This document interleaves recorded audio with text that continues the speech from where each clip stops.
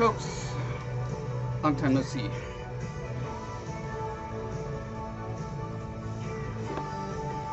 Look at this beautiful rock face I made.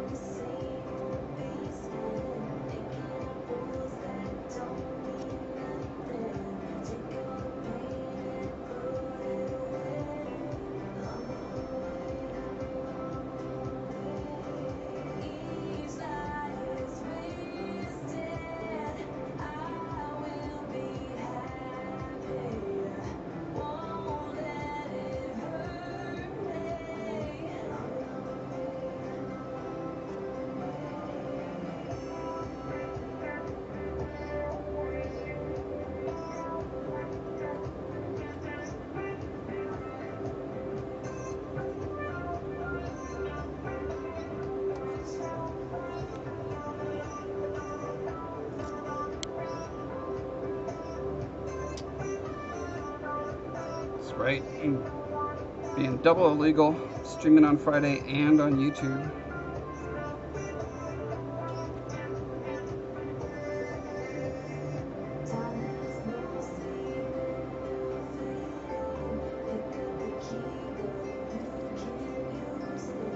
Been chipping away at getting this mold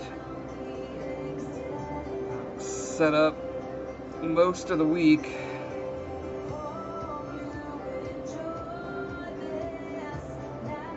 I would really like to be done with these rock molds.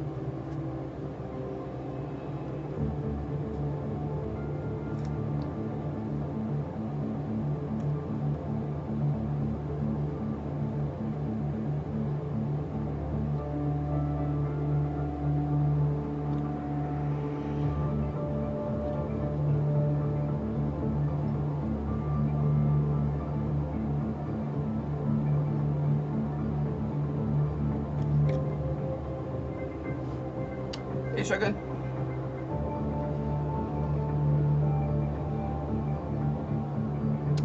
Nothing's going on here. Nothing to see here. Move along.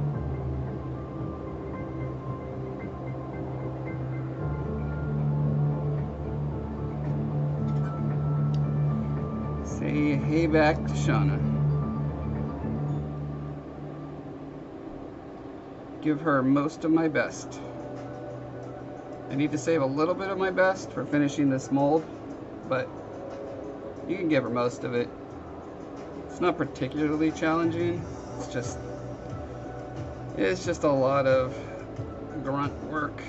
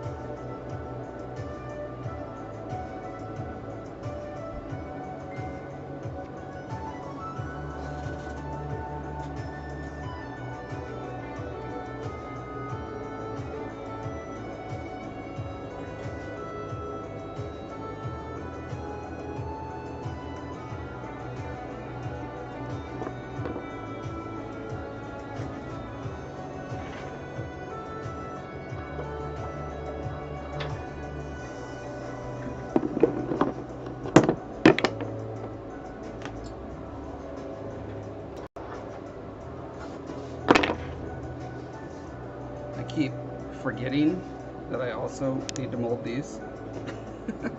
So I'm going to put them here so I cannot forget.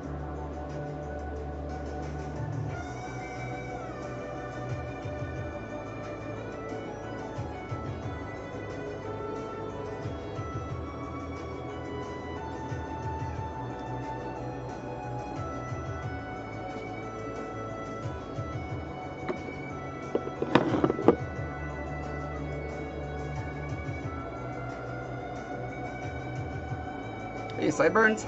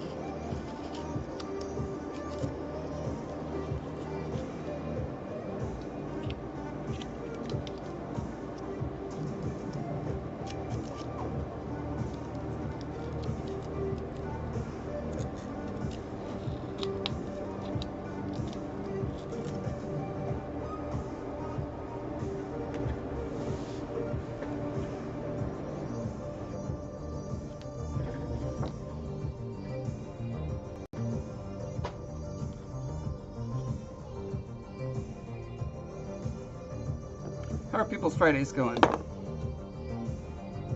Give me the hot Friday goss.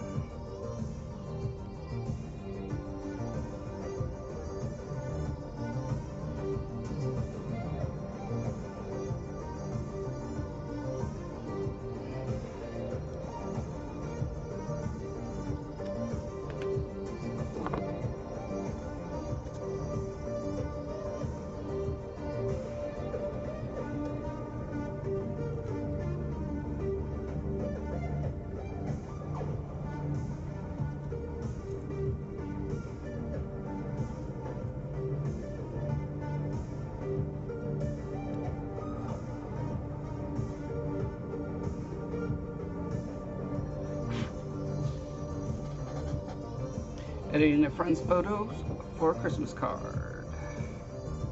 Photoshop.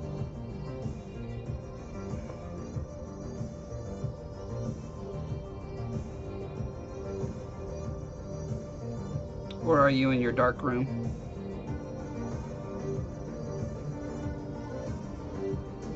Mixing chemicals and stuff.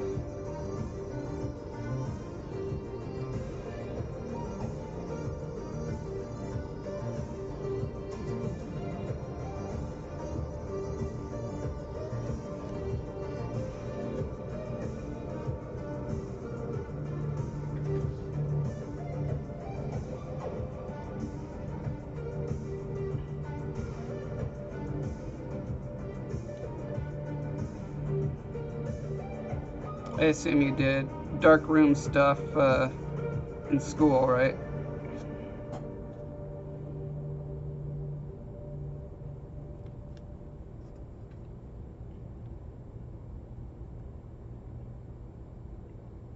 Cutting out blurry photos, huh?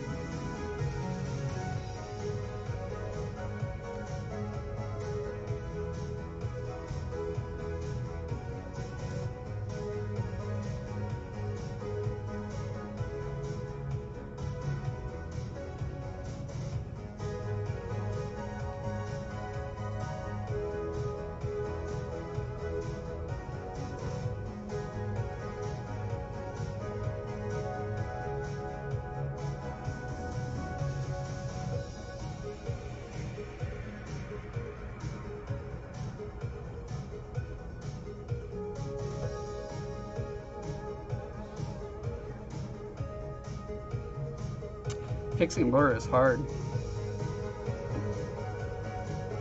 You tried any of the AI tools?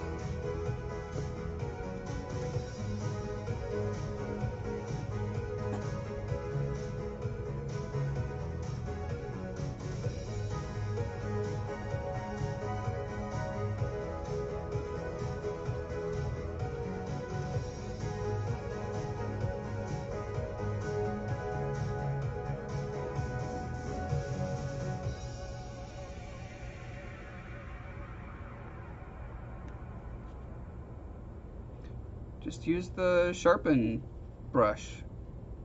Run over it with your sharpen brush 300 times. Blur gone.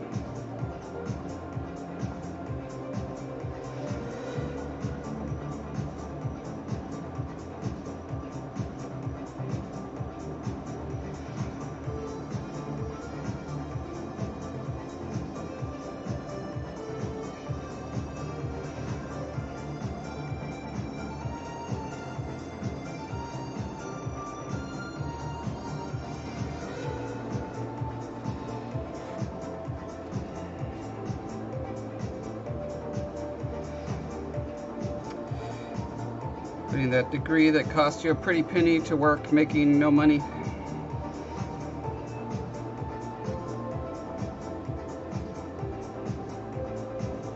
But wasn't it really about the friends we made along the way anyway?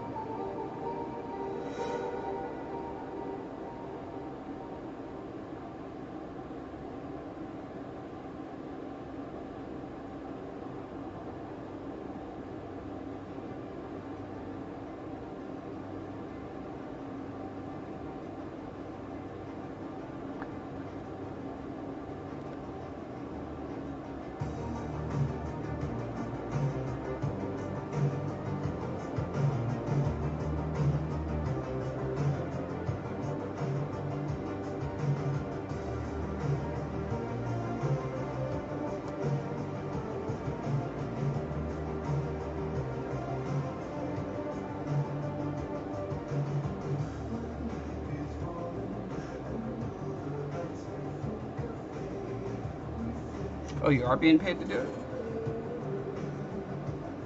You use the word helping, so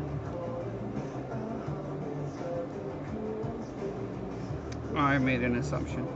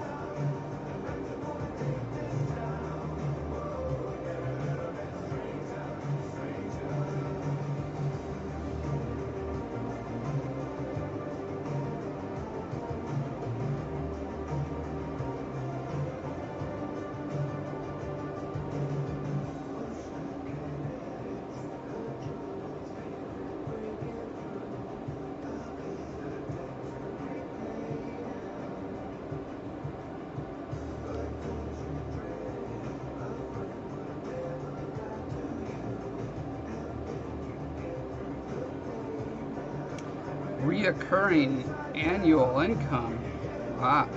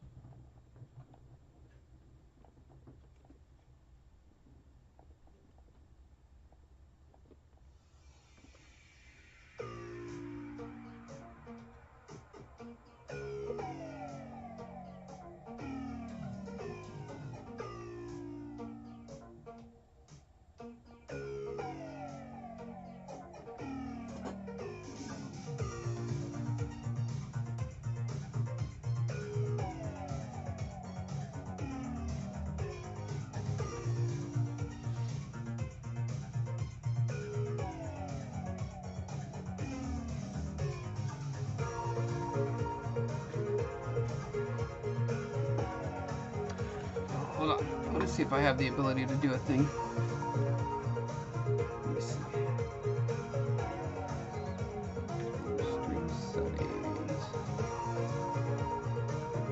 So in theory, I have a way to cut to commercial. Like if I need to go on a bathroom break or something. But I do not see it here. Oh, is this it? Insert ad. Okay, hold on. Let me know if you guys see an ad after this.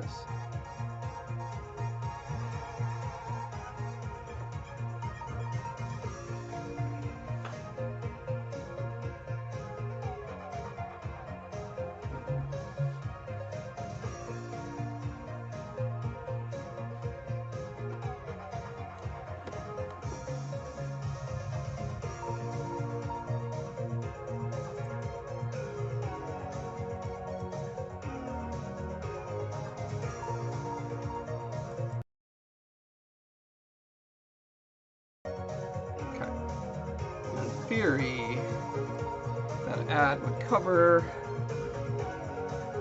me turning the camera off and on. We'll see if that happens. Again, it's like minutes behind for me right now. So I have no idea if I'm back from an ad or not. That's cool. I mean, I don't even know if an ad has started.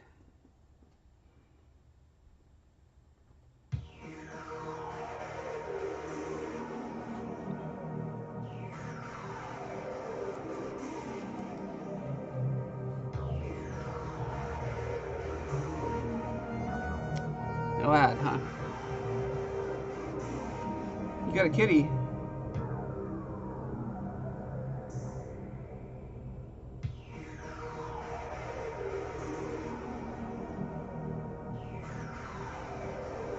Ah, cute Darth Vader sounds awesome. Oh, you have ad block? Well, I would expect that I would at least see it on my thing, but I see no such thing.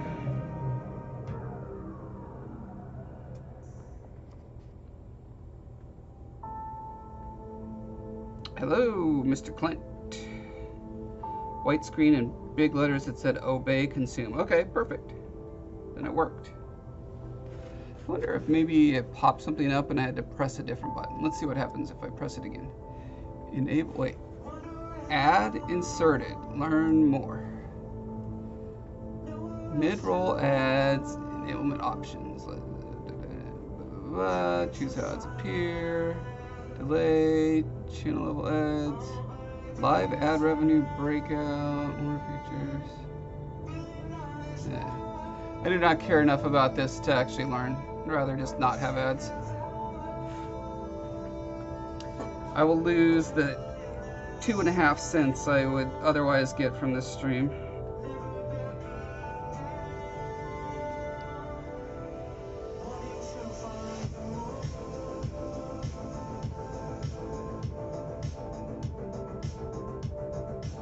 I thought YouTube made it so that you couldn't wear the Rowdy Roddy Piper glasses when you watched YouTube.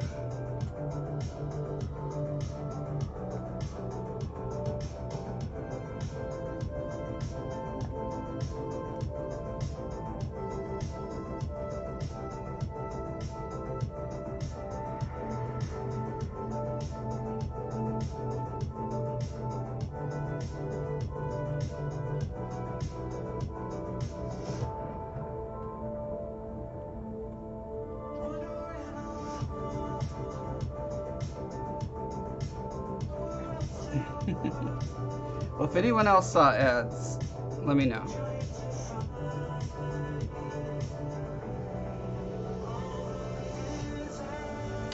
Oh, I wonder if it's actually, if it doesn't put them in the live, it just puts it in the recording.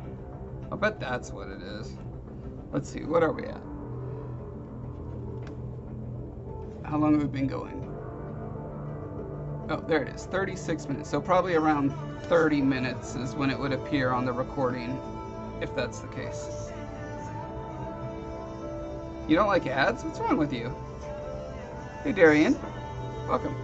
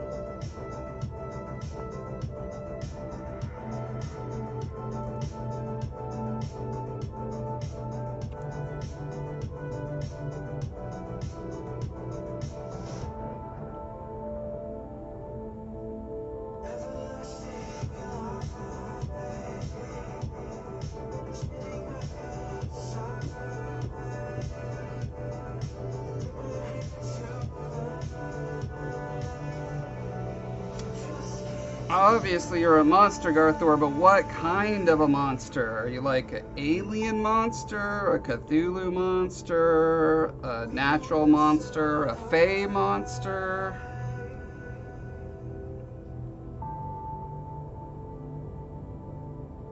A Jeffrey Dahmer monster? Like, there's so many kinds of monsters you could be. I need to know what I'm dealing with.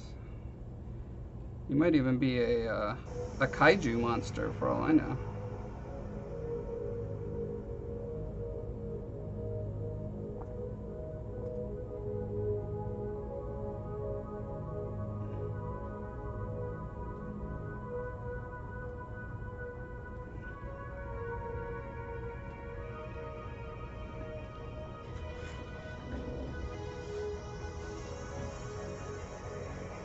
So, like, a pocket monster?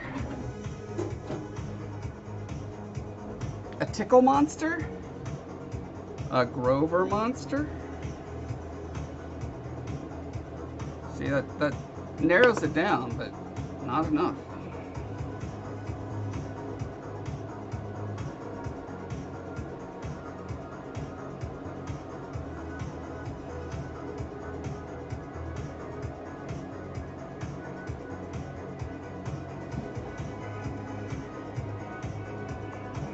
A see-through monster, oh, that's cool. The ones with the horns that bend over to watch you pass.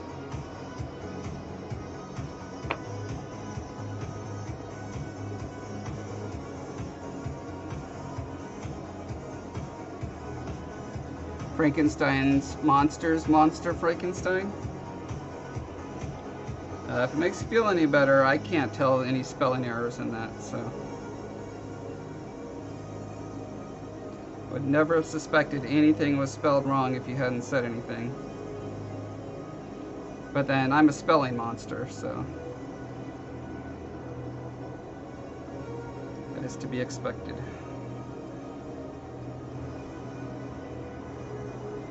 Yeah, I want to see.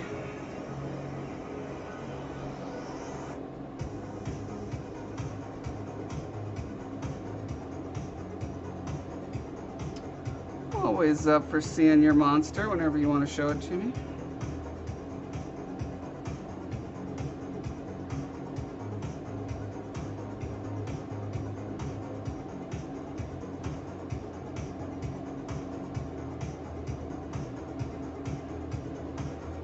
Okay, I think we got the seam all the way around. It's mostly clean.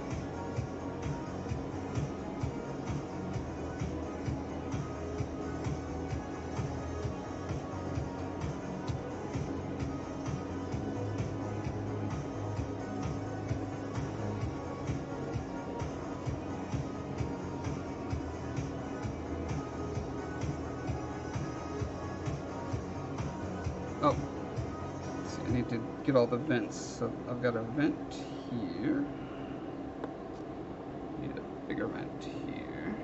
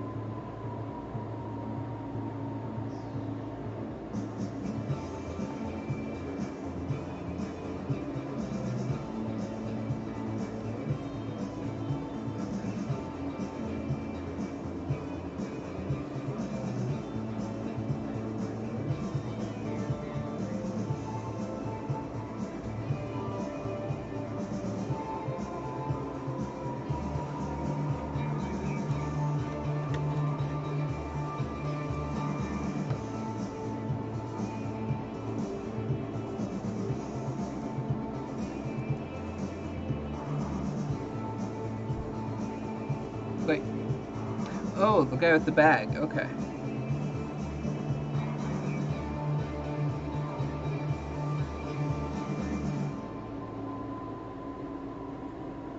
That's cool. I can't tell the difference between the second picture you sent me and the first from yesterday, or whenever that was.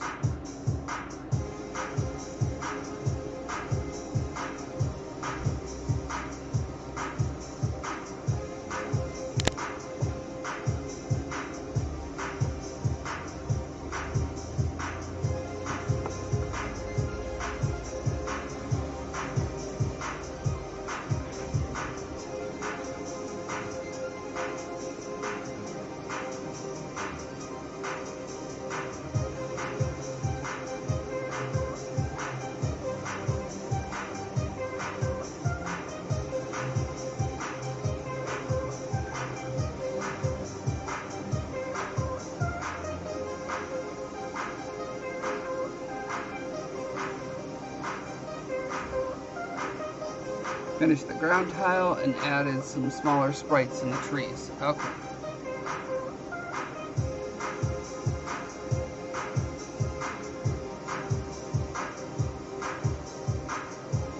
Oh, look at that, you're right.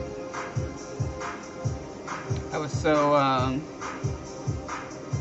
mesmerized by the ghostly characters, I couldn't see the details. Couldn't see the forest for the trees.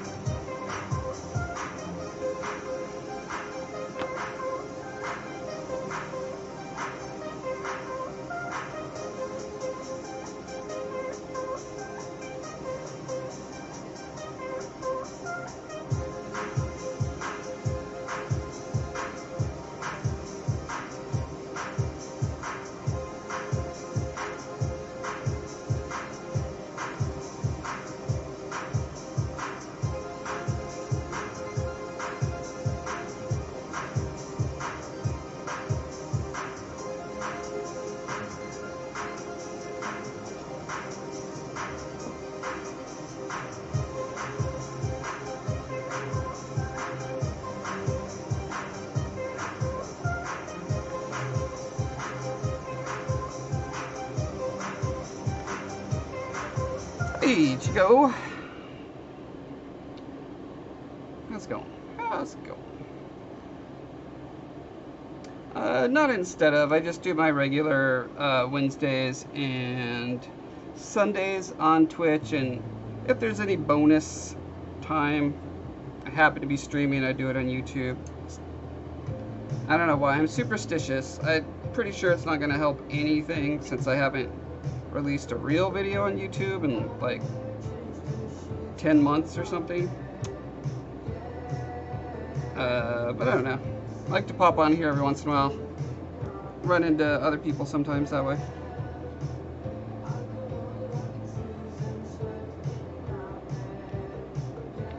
This will be the best game you ever made? Oh, that's cool. Made some pretty good games so far, so.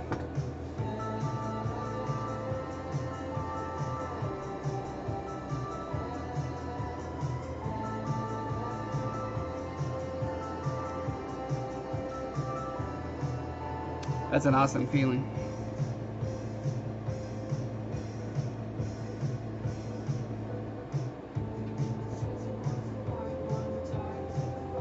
Popped on your front page. Nice.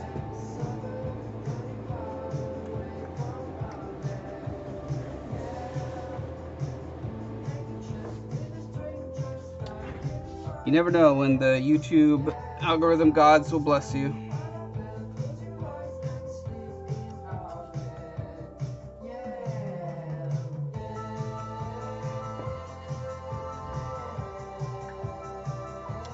But it's usually a safe bet that that day is not today.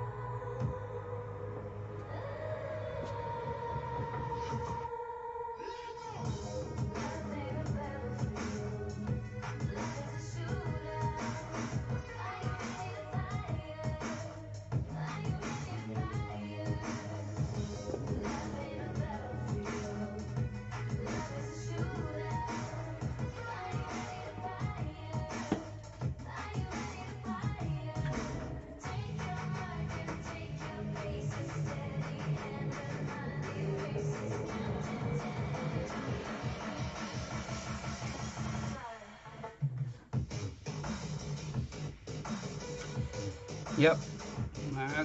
He's the guy who invented the internet. Algorithm.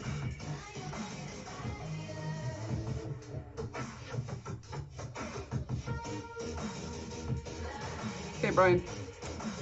I mean, I got some additional ingredients to throw on my rock pizza as well, so it's all coming together.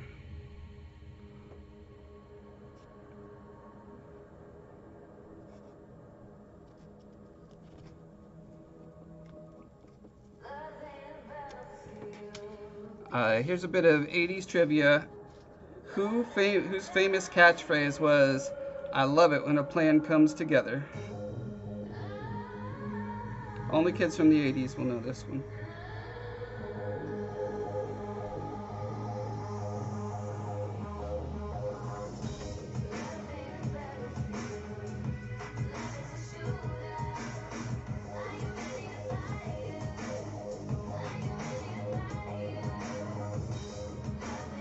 Does sound like a Cosby quote, but it is not.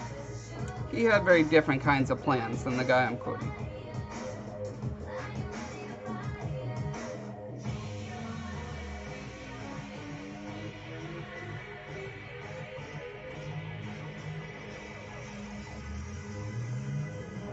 Ooh, MASH. That's close. It's close, but that's not it. That's right. He looked like he would be from MASH.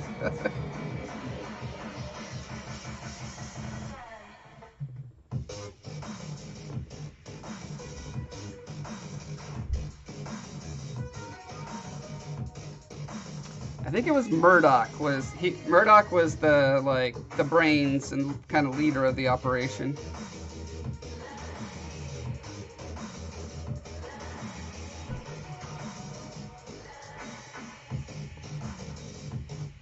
Granted, I have not seen the show in like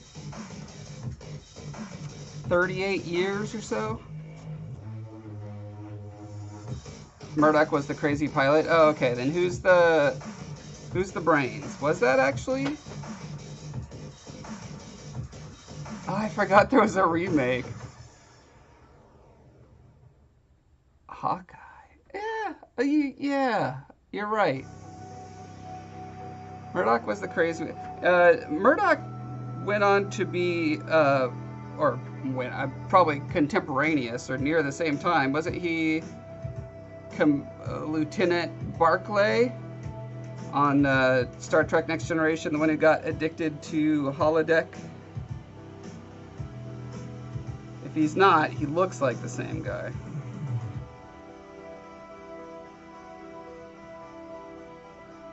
At least in my 38-year-old memory.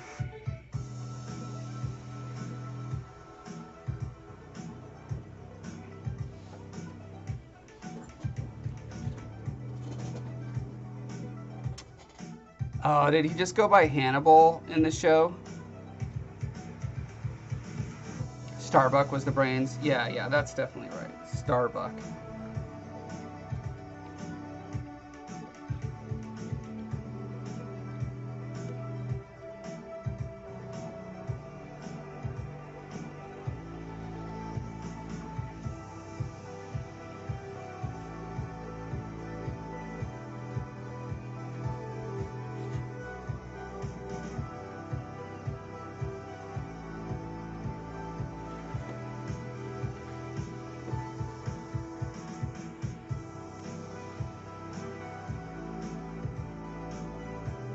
Still active, huh? Wow. Guys, gotta be getting on in age. Like, I feel like in the 80s he was 60 years old. But again, kid memories, so pretty much anyone over 25 seemed like they were ancient back then.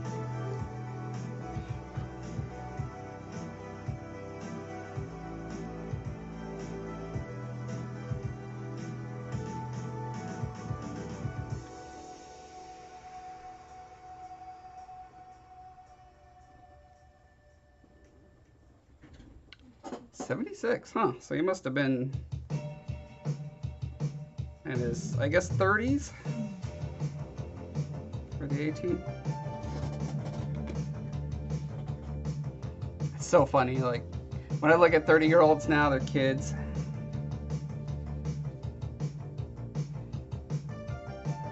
verging on adulthood at 30.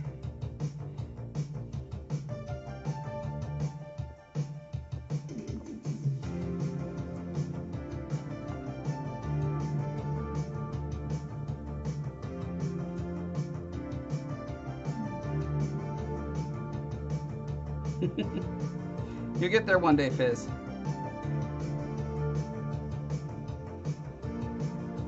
He did play Barclay. Yes! And I got Lieutenant right, too? Wow! I knew I was a Star Trek nerd. I didn't know I was that much of a Star Trek nerd.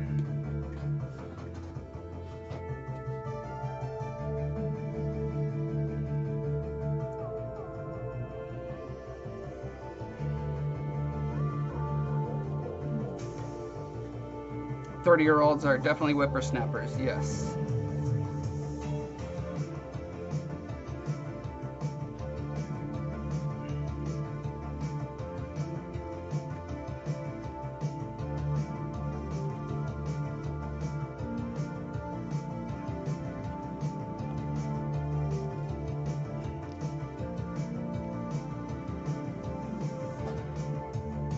Eddie the Squirrel and Cat Dog. I've never watched Cat Dog. You know, being an old, it was way past my time, and I think it was it even after my kids' time? When was Cat Dog? Was that late 90s or was it mid-aughts?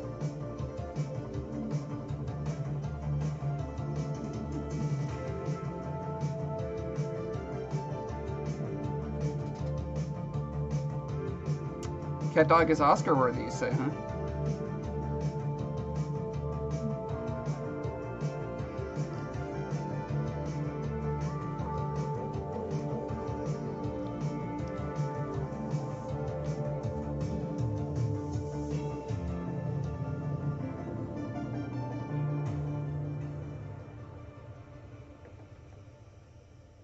If it was so good, why haven't they made a live action TV show of it yet? Or movie? Can't be that good.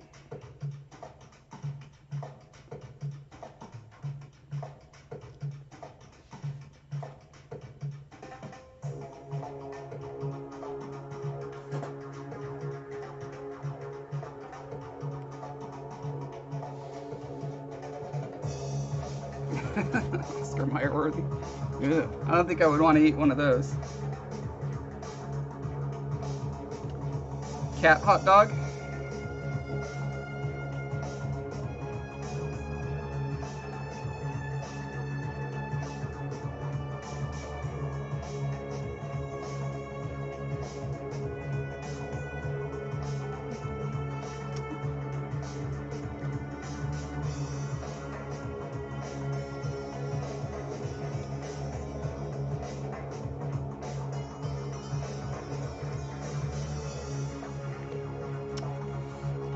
Stargate movie or TV show?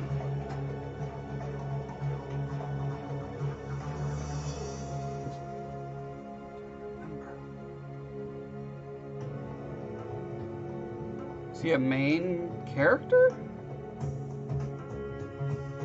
It's probably been about a decade since I watched Stargate. TV show and movies.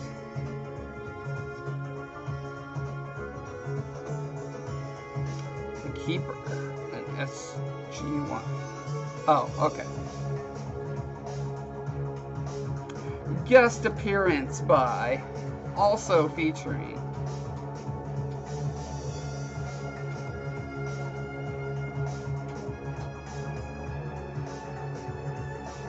I mean, I guess that's what he was going to be in Star Trek Next Generation and Deep Space Nine too, but I think he became a fan favorite. So they kept having him back. But he was never in the full-time cast.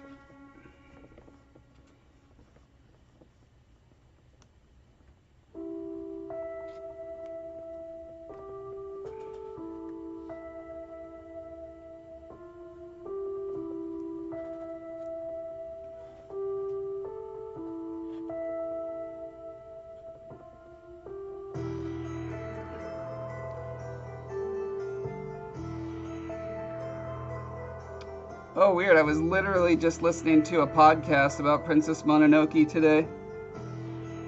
No, wait. Sorry, take it back. Spirited Away. I don't know why when I read the name Princess Mononoke, in my brain it automatically translates to Spirited Away. I've actually never seen Princess Mononoke. I need to, but I haven't yet. Spirited Away is my favorite animated movie, despite the fact that I don't like any anime. Or maybe because of the fact that I don't like any anime.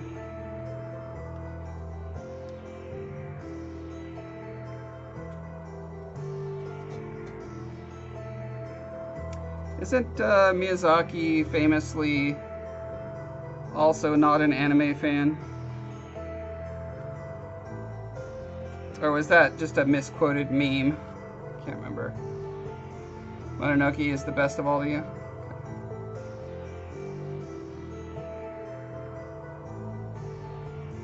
One Punch Man is too much blood for you?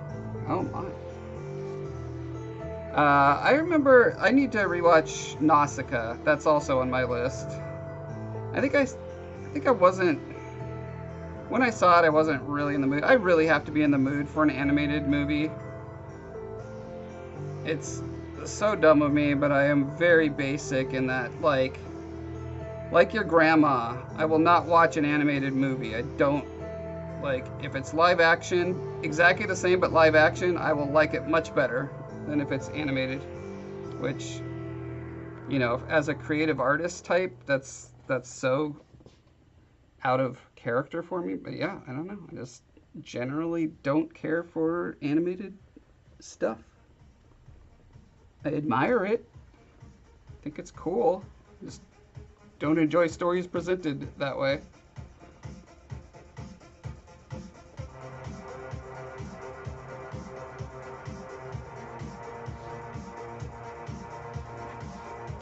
Yeah, I think Nausicaa may have influenced me. I'm trying to remember when I saw it, because, like, I had a game design proposal that took place in, like, inside a living planet, where you were, like, digging into the planet and activating its antibodies that were, you know, kind of these monsters that would try to chase you out. So it was like a constant push-pull to get resources from inside of it and escape alive.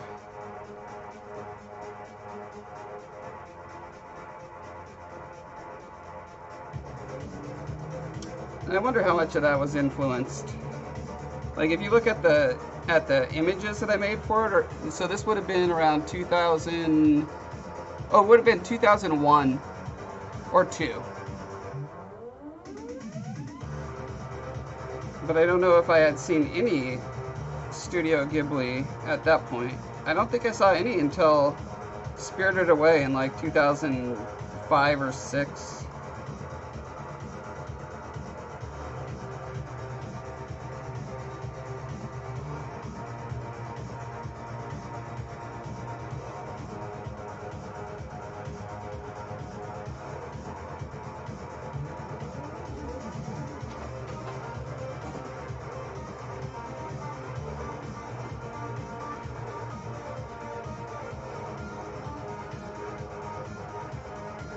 Sounds like a project you worked on was never released.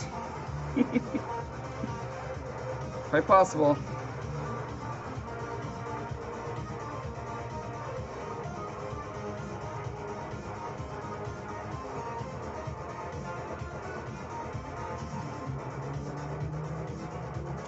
The one I'm talking about was never started development. It was a proposal. Like, I had a programmer friend who loaned me a book called, I think, Infinite Game Universes. And so this was back in, again, early 2000s. And it was, like, super inspiring to me. It was definitely on the programming technical side. But I understood it well enough to kind of get the gist of it and start thinking along those lines. Like, oh, what could we do if we could actually, like, get procedural levels in 3D? So yeah, I wrote up this super elaborate design document. We had both been laid off from Outrage, And I was like, hey, maybe we could do this. But the rest of my life was falling apart at the time, so it never ended up materializing. I did start writing a novel based on the premise, which I have several chapters of, and probably haven't worked on in a decade, but.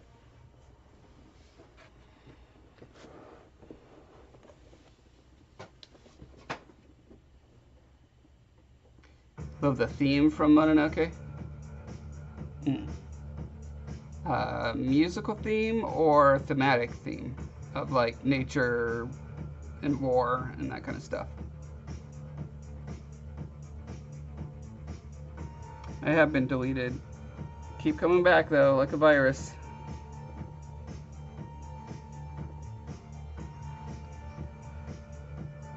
One of these days, the company's gonna lay me off and I will not be able to get another job in the industry.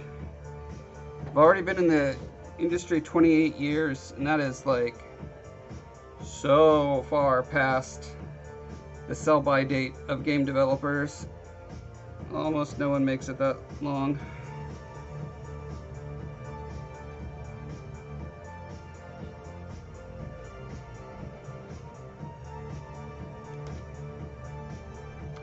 You know you've been in an industry a long time when all the recruiters you talk to about resume advice tell you to lie about how long you've been working in the industry, or well, exaggerate in the opposite direction. This is literally what happened to me. Everyone was like, no, don't say that. Like, at best, say 20 plus years.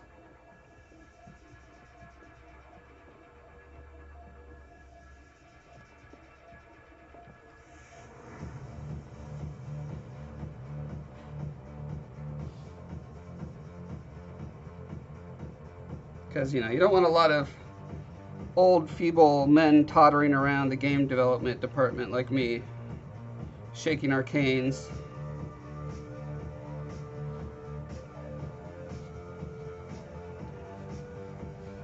Nature versus the machine. Okay. So was it like Return of the Jedi? It's kind of the themes of Return of the Jedi. One of them.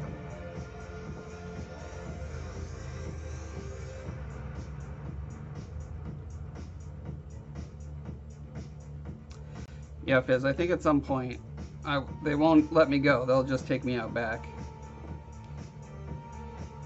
They'll tell me a story about how we're going to get puppies and we're going to go live on a puppy farm. And I'll get to pet the puppies. And then bang, it's over.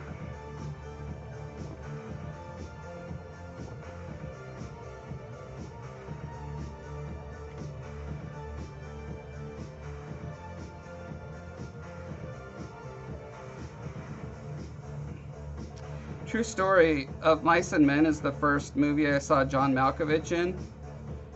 And when I saw a preview for him in another movie, like years later, I was like, wait, that guy with Down syndrome can act like he doesn't have Down syndrome? That's pretty amazing.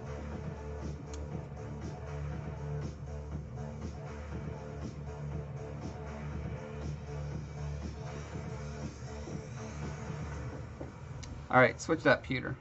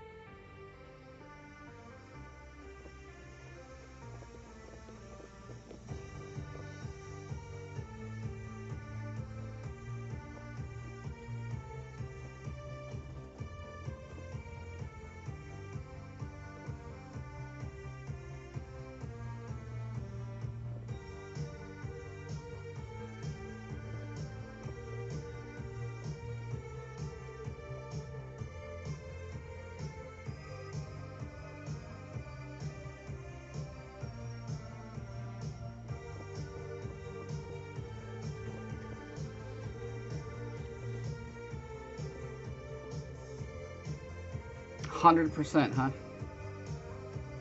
I believe you.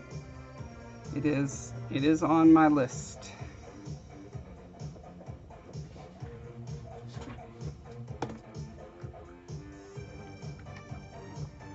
We actually did a scene analysis breakdown in a on a YouTuber that I Patreon. He does,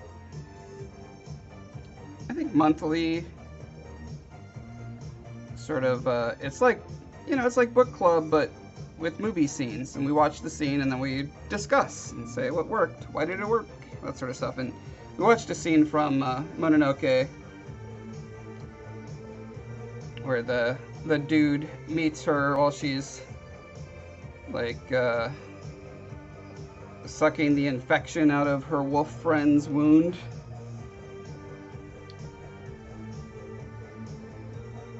And he's like the weebiest weeb character ever. Hello, I am the warrior blah blah blah, and I am here to make your acquaintance.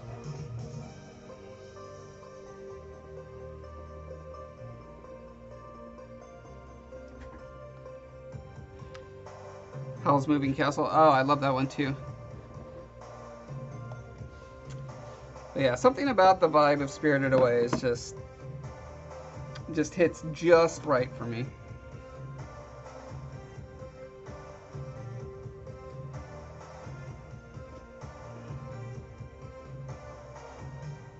Okay, now do we have all things set? The only thing I'm trying to figure out is, do I do a layer of clay, like a strip of clay around the edge, because that's where the mother mold is gonna go, or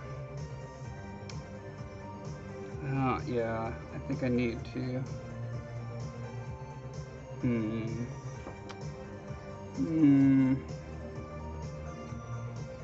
that not work.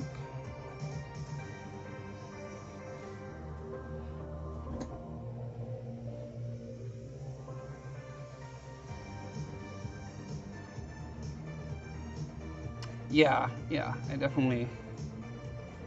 They don't have most of the things that annoy me about anime.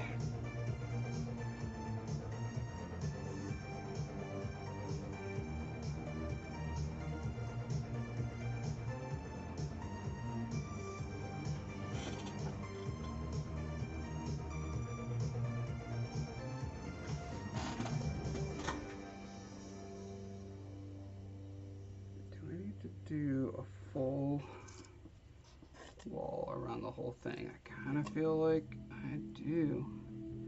Shoot. Oh, actually, no, this isn't bad. I could put it on the outside and then do an outer outside. Okay, yeah, this isn't bad.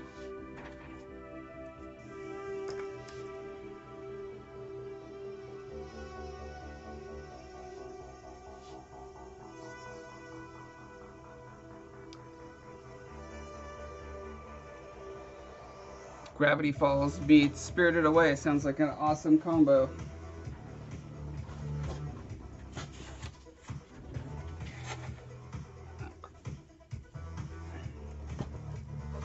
So basically, I need enough wall.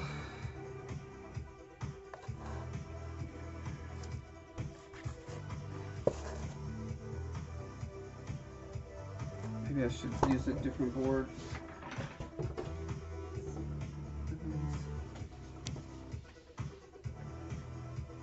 Oh wait, there was another thing. Oh, hold on. I almost forgot. I want to put a little like corner thing here so I can always tell which corner goes where.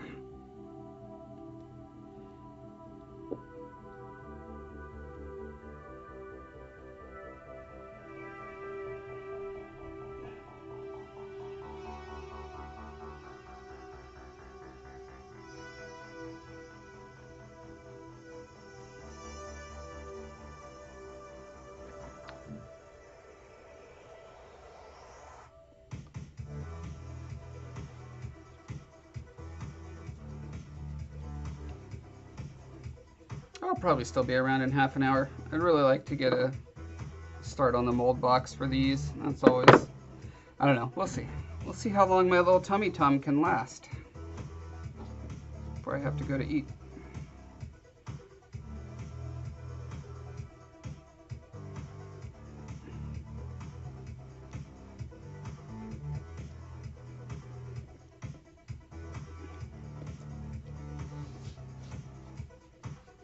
That's right, I only leave when Fizz leaves.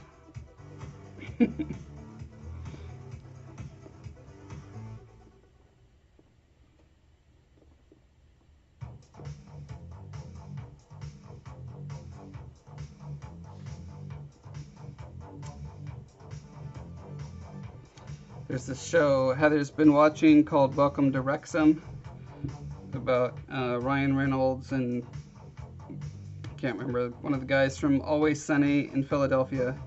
They bought a football team in England, I guess technically Wales, and there was one game where the team would score a point if they got up to go to the bathroom, so they weren't there to see it happen. Happened like twice, at least according to their editing. Who knows? Who knows how true that actually was? But, you know, it's supposed to be a documentary, but how real are any documentaries, right?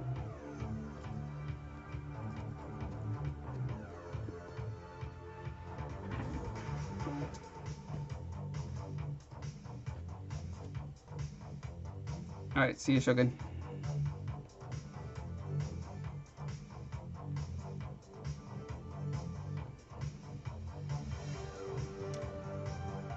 I think that show might actually be on Netflix. Blessed be her name. The greatest of all companies. Netflix the Great, which can do no wrong.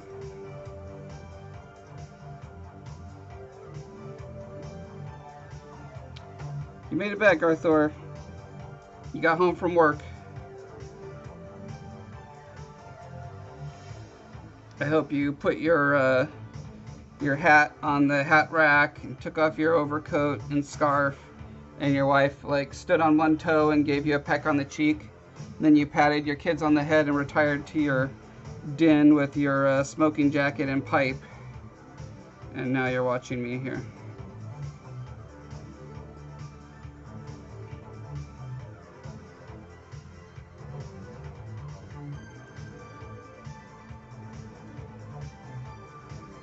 Fizz, I am so unbiased. Netflix, with no bias, is the greatest company, entertainment company, and everything they make is perfect and wonderful and good. I have no reason to be biased about that.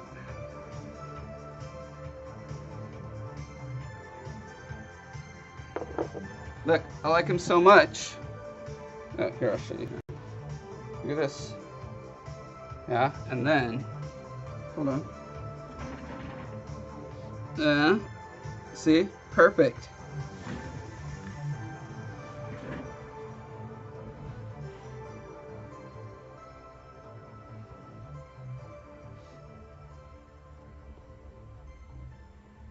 Glad to hear it, Garthor.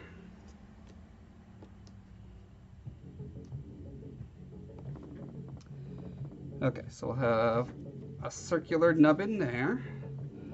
Let's do a triangle nubbin here.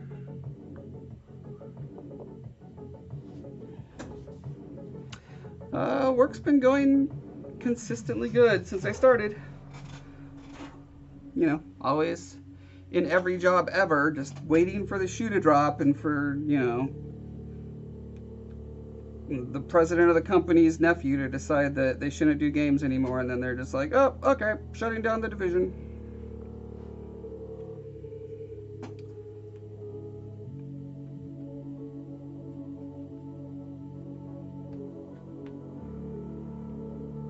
But until that day, things are great.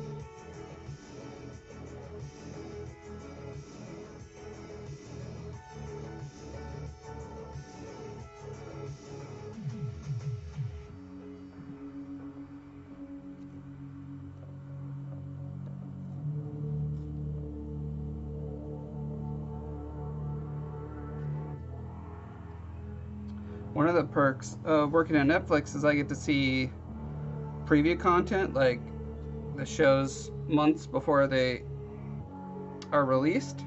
So I can spoil all sorts of things for anyone if I really wanted to.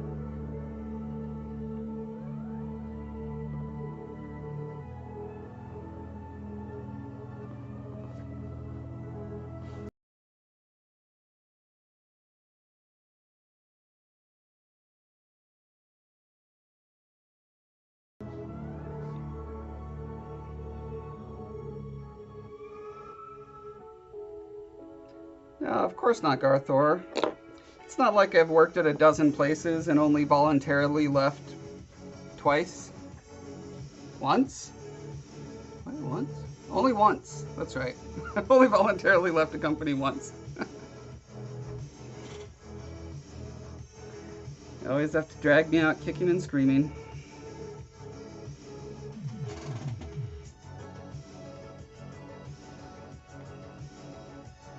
A dozen is probably an exaggeration. I'll bet it's 8 or 9.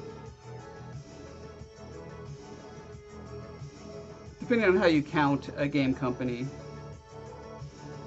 So let's see, there was Dylanworks, Humongous, Synergistic.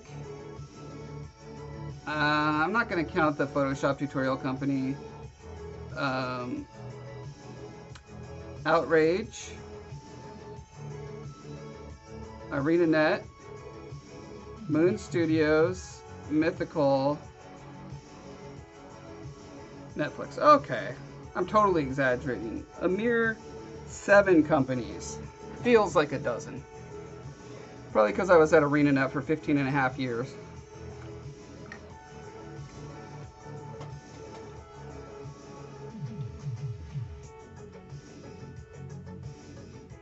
Oh, I've already seen Stranger Things season 12.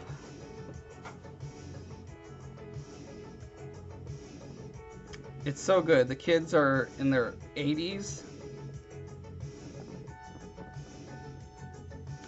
And they're having to fight a Balrog.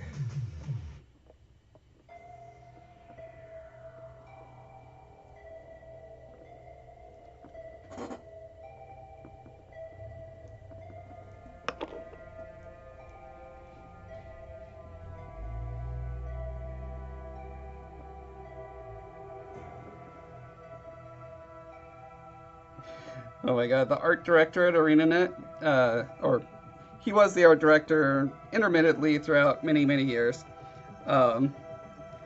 He recently quit to go to Jeff Strain's company.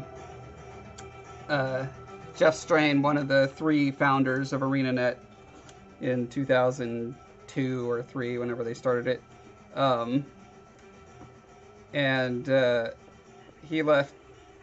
He left a very salty thing about ArenaNet, or just in a comment on his LinkedIn announcement about joining that company. I can't remember exactly what it was, so I'm not going to repeat it, but it was pretty funny. He's at that stage of life where he's like, just let it all fly. It's like George Ushell,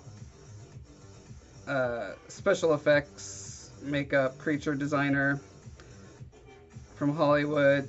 He had a podcast for several years where he was just like, he was so done with the whole culture and industry and got burned so many times. It was just like essentially a gossip and crapping all over everyone and everything podcast. It's hilarious.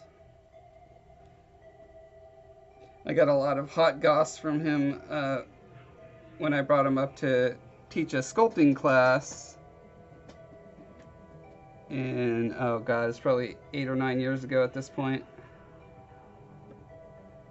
I was driving him from his hotel to the art store and then Digipin and stuff. And yeah, he would just a constant stream of complaints about everything. Dropping names like it was nobody's business.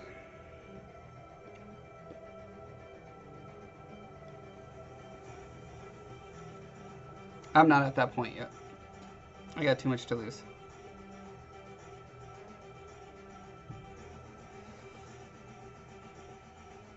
You don't like Millie Bobby Brown's acting? You monster. Maybe you're the real monster in the next season of Stranger Things. Okay. Now we have enough? Question mark? I think so.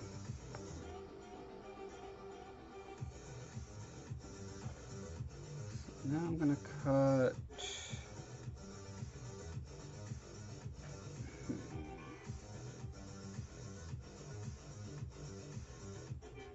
Should be on both sides. Yes, it should go both sides, I think. Thinking in reverse for molds always breaks my brain.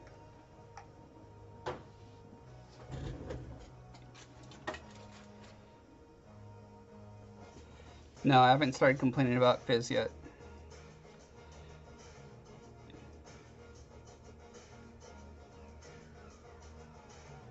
A warehouse manager for Piazzo. Are you talking about Jordu or Daniel Dochu? Jordu's last name is Schell. S-C-H-E.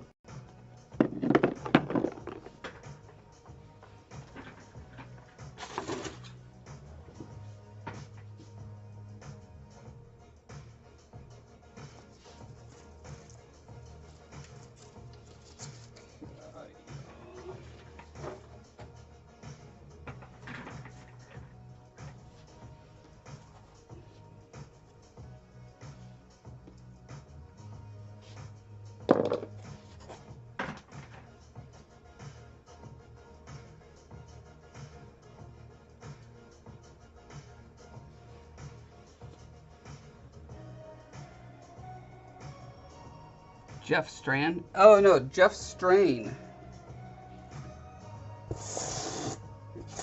One of the 3 founders of ArenaNet. Did he leave before you started? He left pretty, like he was probably, seemed like he was there forever, but he was probably only there for 5 years. So he started Undead Labs after ArenaNet.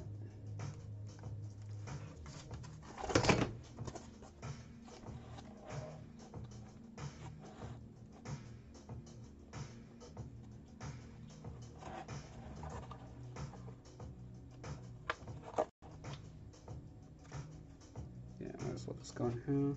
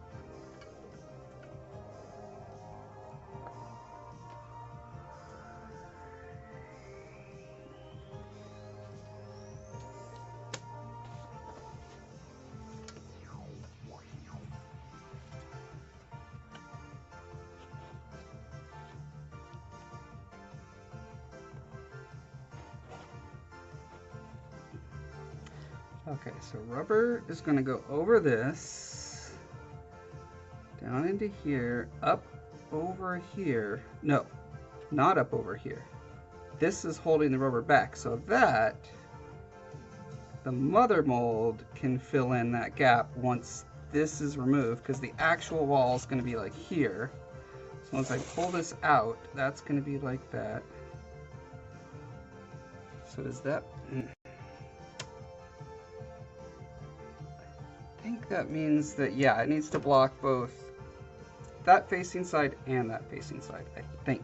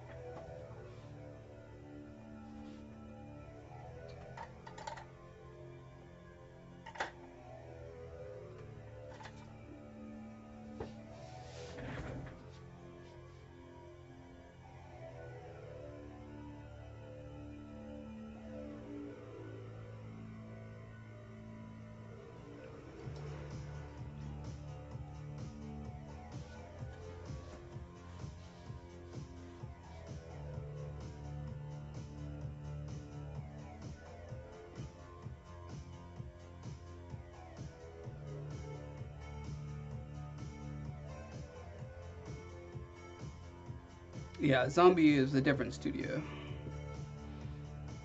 Sound the same, but they're different. Undead Labs makes zombie games, and Zombie Studio does not make zombie games. They make games about killing. Totally different.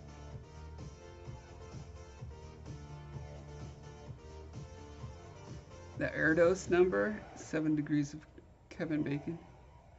Everyone has worked for an Erdos. I don't know who Erdos is. Oh, who would be that guy for video games? Well, definitely harder if you're going to include like all game development worldwide. If you stick to like North America, I'll bet you could do like Will Wright or Richard Garriott, you know, like one of those old timers who's been around forever and worked at studios that got bought by big publishers.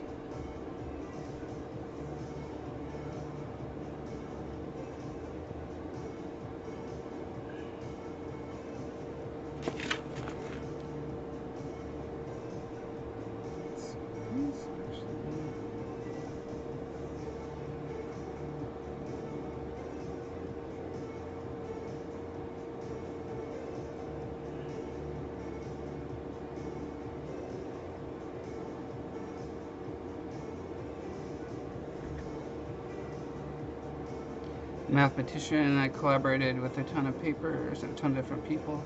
Oh, okay, yeah, I've heard that story before.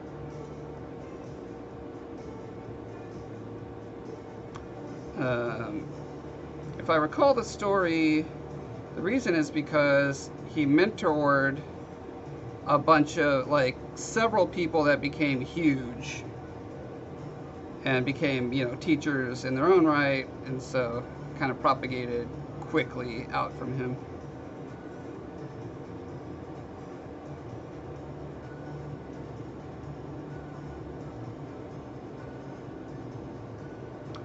Like, did he have 2 or more students who got like the Nobel Prize for mathematics or something like that?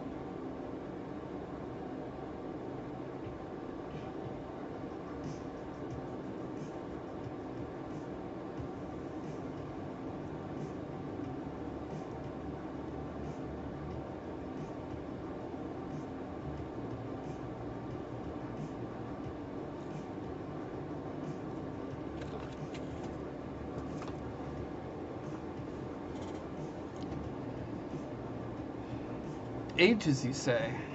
That's a long time. Do it faster.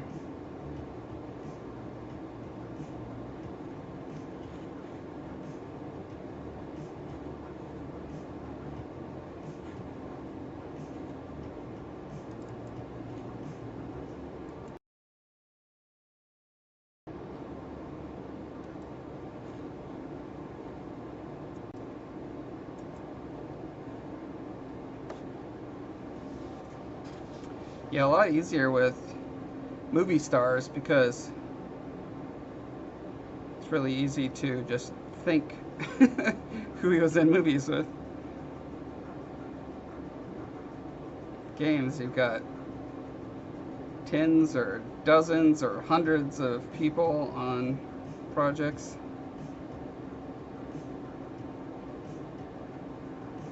But yeah, that doesn't mean, I mean, obviously the same networking effects still exist. They're just harder to track down. You can't really do it in a party game like you can with Kevin Bacon.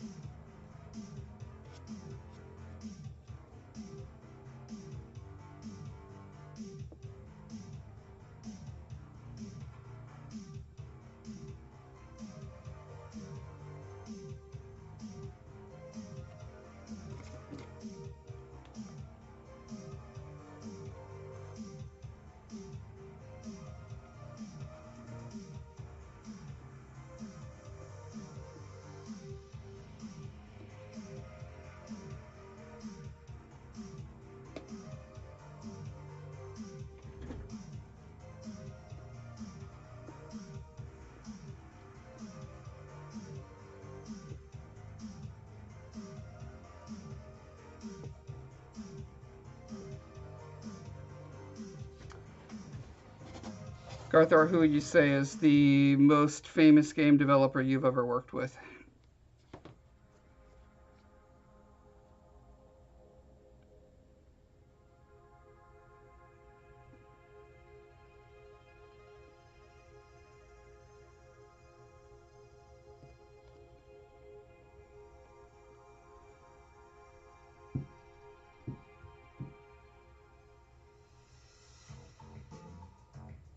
Like, I semi-worked with Richard Garriott.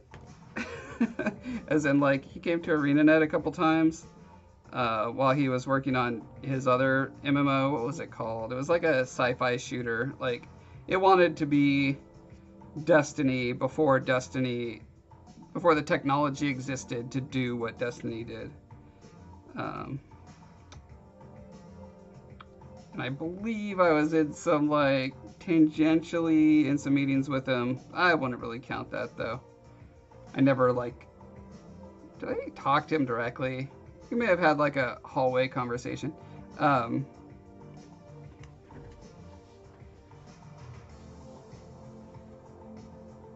yes, of course, me. No, I asked what developer, most famous developer have you worked on? Oh, sorry. You're saying Halo as opposed to Destiny. No. Sorry. He was trying to do an MMO that was a sci-fi shooter. Halo is not an MMO. So maybe the most famous, I guess, that I actually truly worked with and actually am truly, like, have, I could call him up if I wanted to, is Brad Halsey, but, like, Brad Muir. Halsey was from ArenaNet. Brad Muir, just because he's been on a bunch of documentaries, Double Fine documentaries, and commercials and stuff. Like, most people probably would not recognize him by name, but if you watch Double Fine documentaries, you'll know who he is. He led the design for Brutal Legend, Massive Chalice,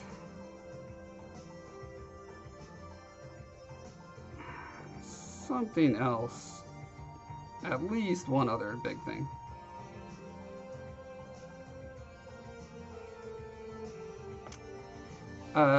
Richard Garriott is the guy who made Ultima, the Ultima series, yeah, and worked on Ultima Online. I'm not sure how big his involvement actually was with it. I'm trying to remember that story.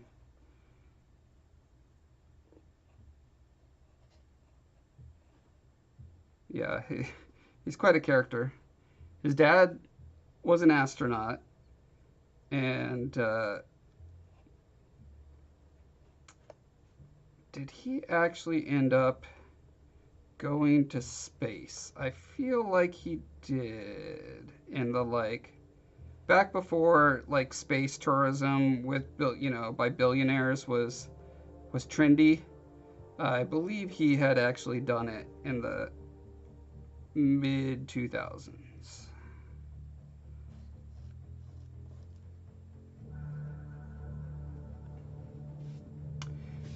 Yeah, Brad worked on Psychonauts. Did he work on the first one? I'll bet he did. I'll bet that's what he started on when he went there after I worked with him. And then he did a bunch of other things. And then he was working on Psychonauts VR, that VR thing. And I can't remember if he started working on Psychonauts 2. He's in the Psychonauts 2 documentary, but he's like, he left after the first, like, episode or two because he had a baby and they couldn't freaking afford San Francisco. So he moved up here to the Seattle area where things are slightly more sane. Now he works at Valve. A lot more stable, probably pays a lot better. And yeah, slightly more sane area to live than San Francisco.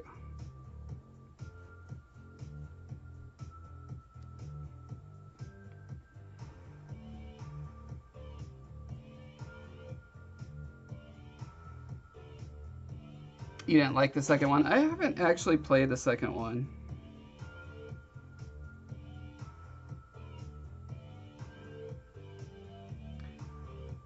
I was shocked watching that documentary. I think I still have a couple episodes of it to go. We usually put it on when I'm giving my wife physical therapy. Like, she needs to have, like, parts of her legs and back rubbed almost every night.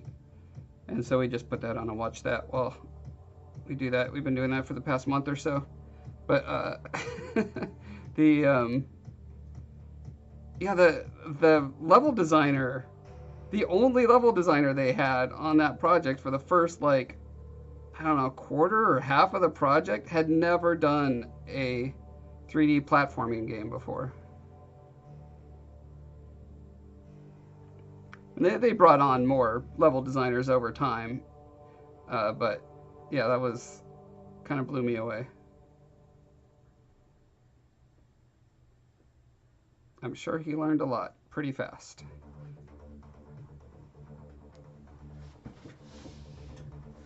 Run from Nuke. There is no recovery for Heather, sadly. She has degenerative diseases, so she will only get worse. But, you know, like she always says, there are plenty of people who have it worse, so she's not going to complain. There's only managing the decline, and that's okay.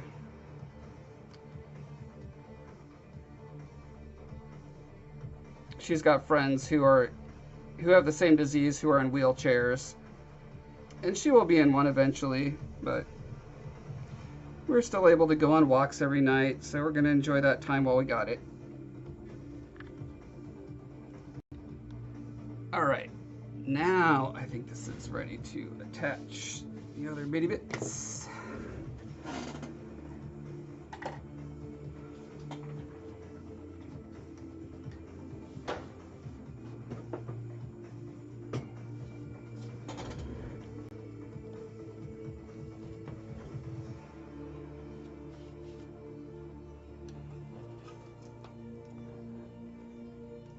Well, thank you, Ron from Nuke. I appreciate the sentiment.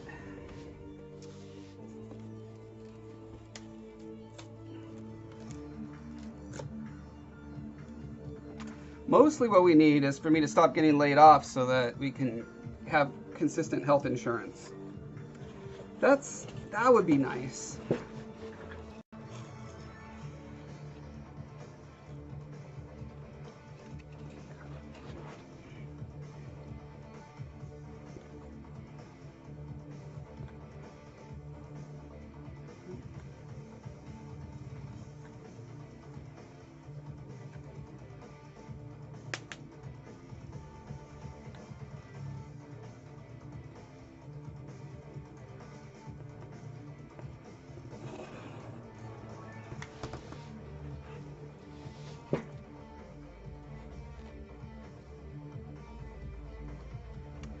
Just give me another 15-year stint at a company. That's all I ask for.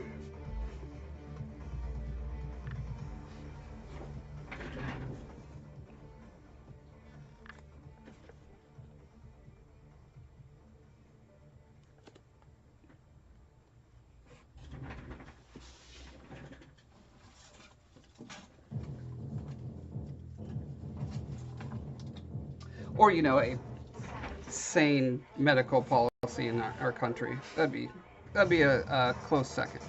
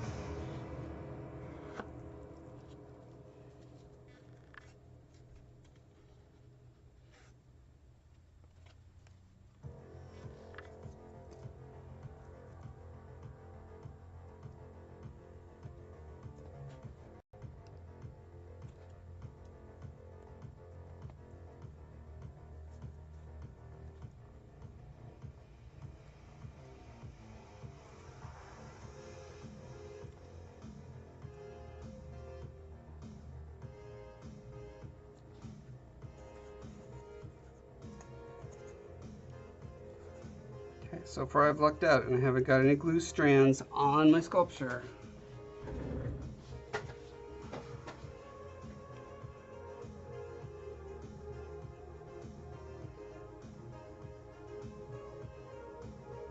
Halo is the biggest thing you've worked on.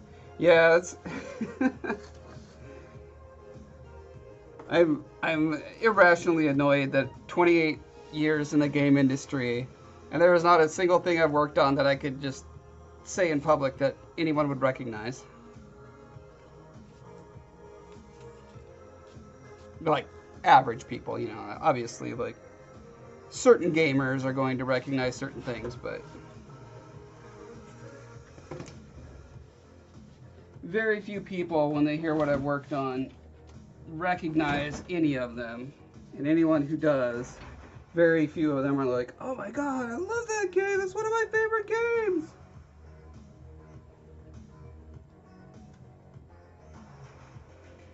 The one I get the most on is the game that I worked the least on, which is Ori and the Will of the Wisps.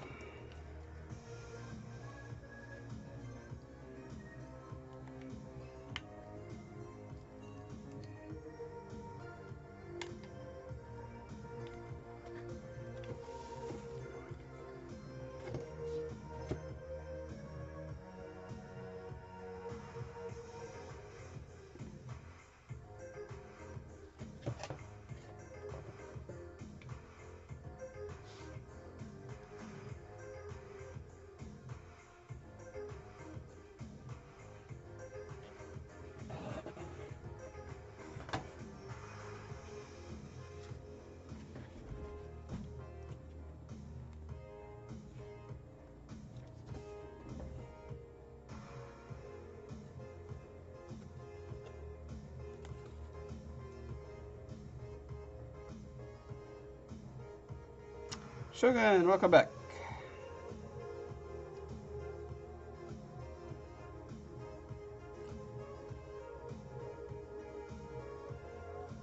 You had people impressed that you worked at ArenaNet? Wow. Well, I've had a person or two recognize Guild Wars 2. Say like, oh yeah, I think I played a little of that back in the day. But never had anyone really fan out about it. Not that I can recall.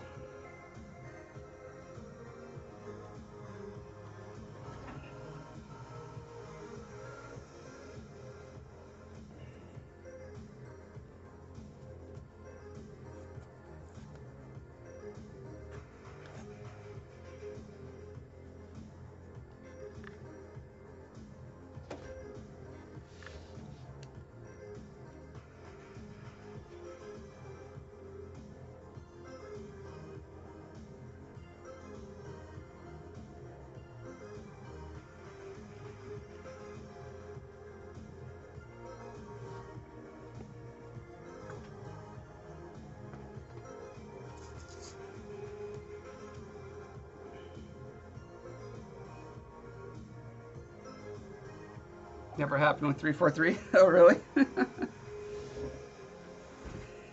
Yeah, Halo is not particularly enjoying a moment right now, that's for sure. Sad because I know how many talented people work so hard on this latest Halo, but you know, sometimes things don't just just don't come together the way you hope they would. Hey, Beheader, how's it going? Welcome.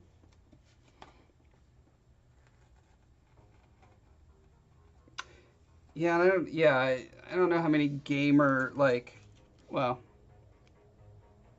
actually, no, I take that back. I'll bet most gamers, meaning people who play a lot of games, would not recognize the name 343 Studios. I'll bet it's under 50%. I'm sure a lot do, but I'll bet it's under 50%. It's not like I work at Nintendo, you know, or Sony, or even some of the older ones like I worked at id.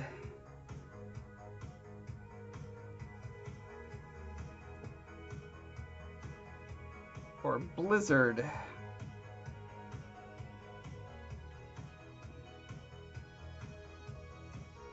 I feel like half of ArenaNet went over to Blizzard over the past 5 or 6 years.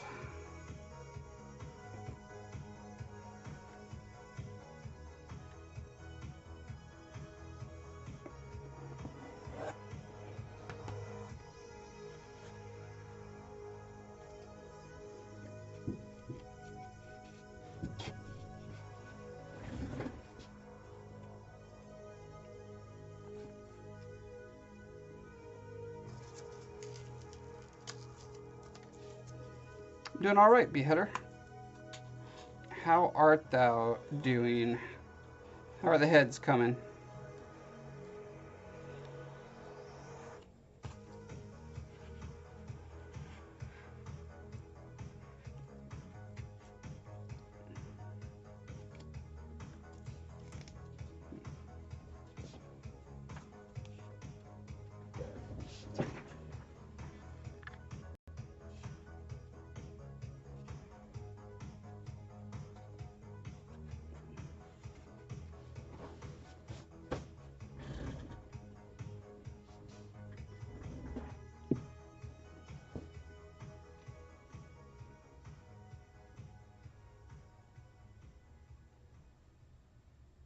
Mrs. Thor would die if you moved to LA. Yeah, I mean, she hates hot, dry weather.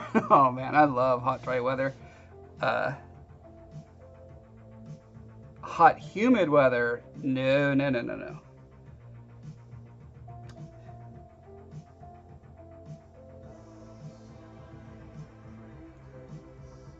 Heads are coming slow.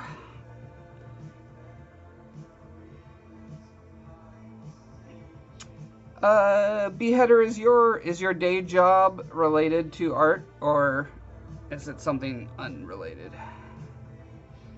I should not move to LA. Oh, I'm gonna be in LA next week, whether I like it or not. Yeah, I can't work at a place that requires coming into the office, so Blizzard is a no-go for me.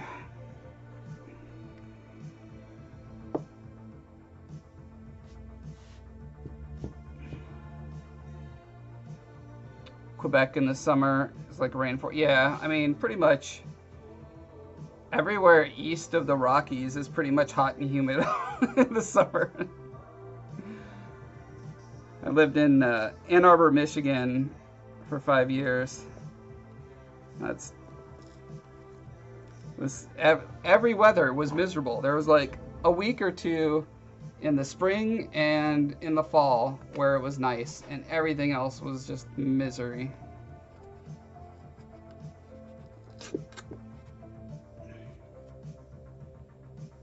You know, by Josh standards, I'm sure plenty of people like it just fine.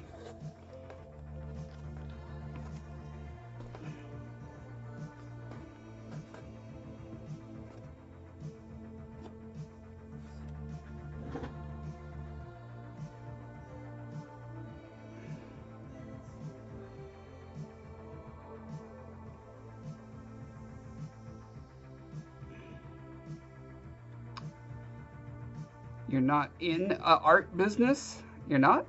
Your sculptures are not art? Oh, sorry. I'm reading the last part of your name, sculptures, and it looked like that was the first sentence. I thought you said sculptures. I'm not in a art business.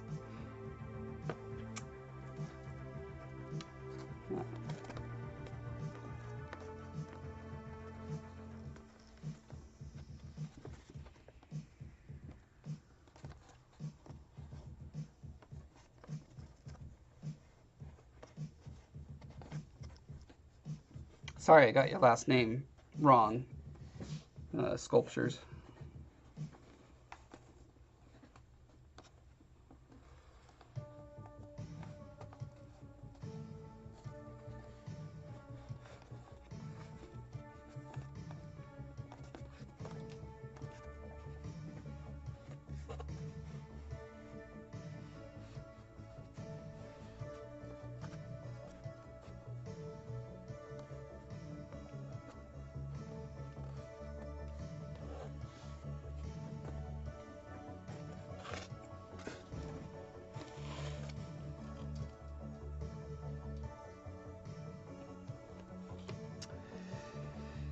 Yeah, maybe someday.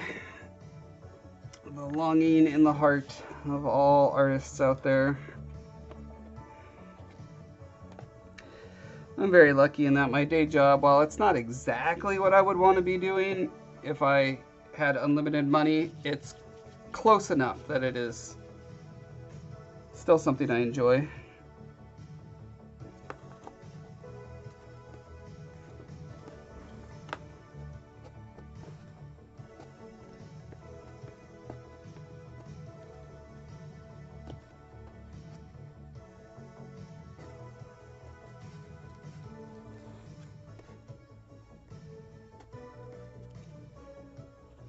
And for all I know, like, if I was making a living doing what I think I want to be doing, I might be sitting there most of the day thinking, man, I wish I could be making video games.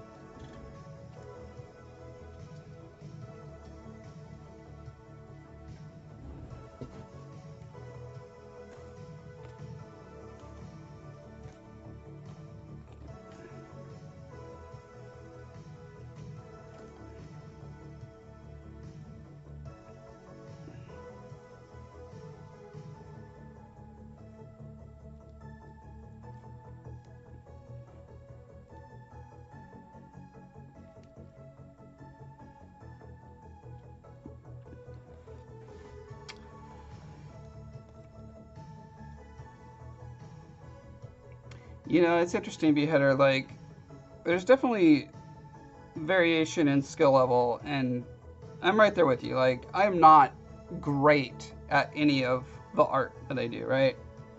Uh, but and so I can see how far away I am from the people who are like super good at it. However, the vast majority of people who are not artists, and even a lot that are, they can't tell the difference.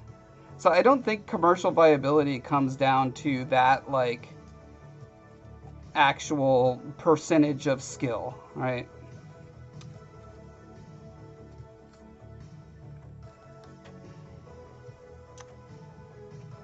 Maybe in the very nichiest of niche of, like, needing to do an absolutely perfect portrait sculpture of a real existing person's face.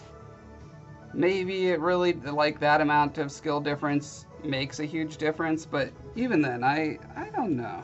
I don't know.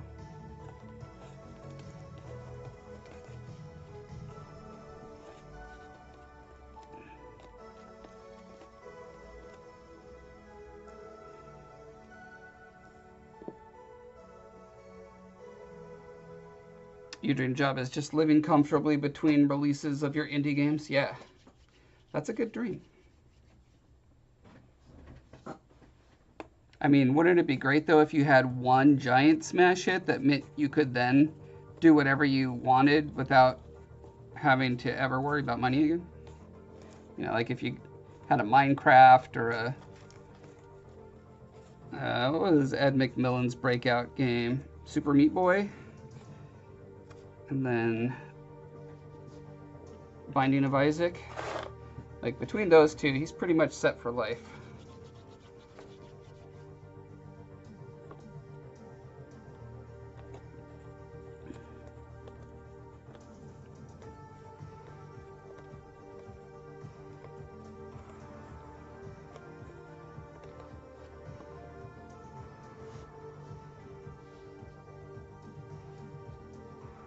You used to know who?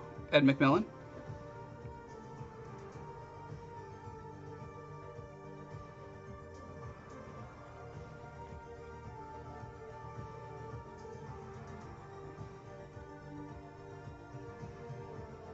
You've only been doing it 3 years, Beheader? Man, you got some serious innate talent there.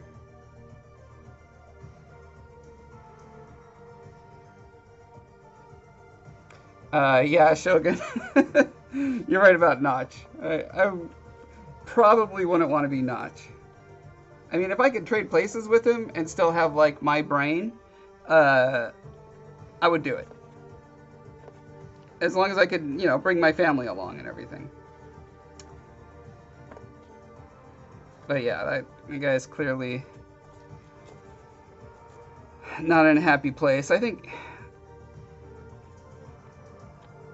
a lot of nerds who, like, hit it big and they've kind of been socially stigmatized all their lives and they don't have great social skills, and then suddenly they're put in a position where they have a ton of recognition and money. I don't know, that doesn't usually work out too great. Granted, dump a ton of money and fame on almost anyone, and it doesn't work out too great. So I guess I'm going to retract that statement. That was a dumb statement. That's just unhealthy for most people.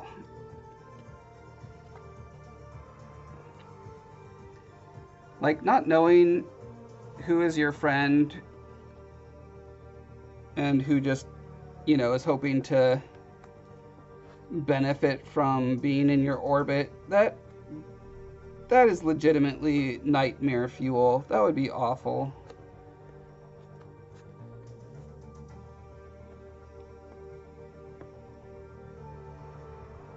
Even worse, like if you didn't have a romantic partner before that happened to you,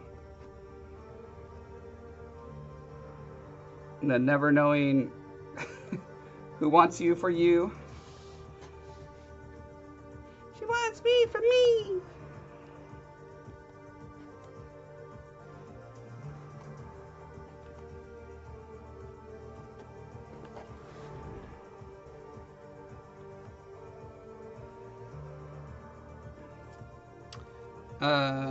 Did Ed live in your neck of the woods?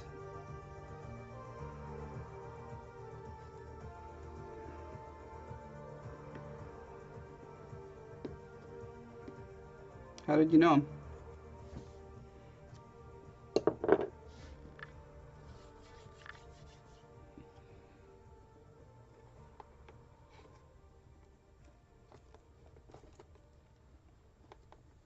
Or was it more like you knew him?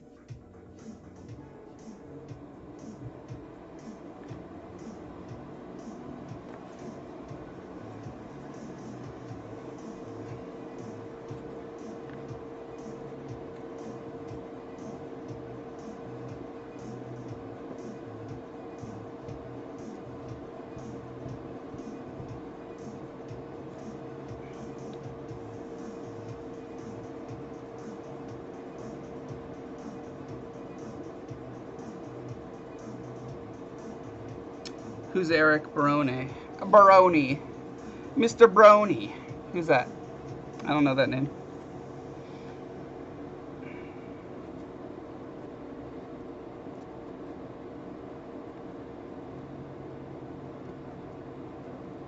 Oh, Josh, he's only the guy who made your favorite game ever.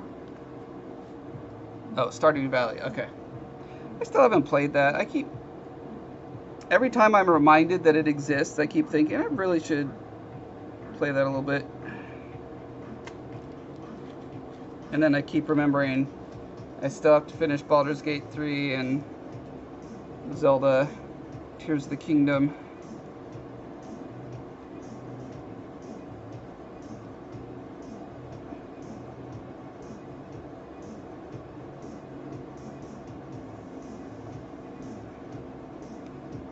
You got a bite of each of your pieces. You watch my tutorial hundreds of times. Wow. Okay, then I take all the credit. I did it. I made you talented. Woo!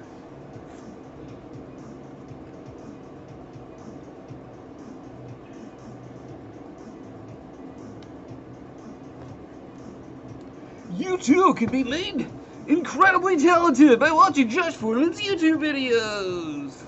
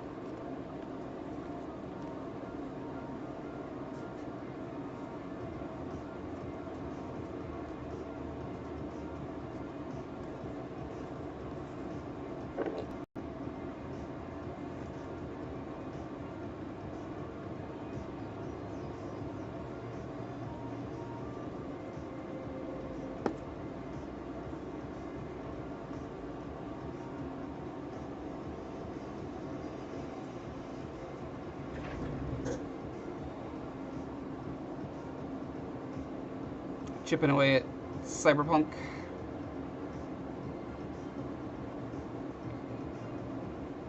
You get bored in those games? Shogun! How dare you? How dare?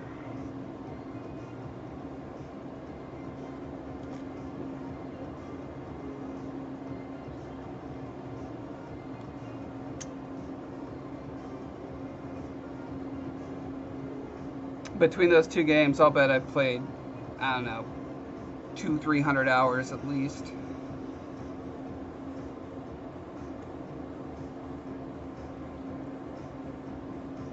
I probably shouldn't go and look because I'll find out it's much, much more, and I'll get really upset at myself and think, you could have been spending all of those hours on your dream that you already admitted is impossible to do because you're running out of time.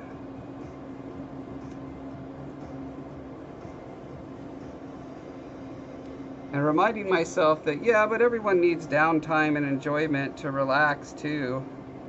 That only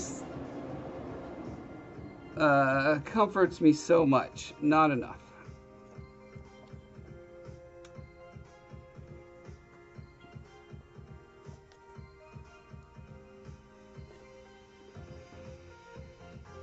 Okay.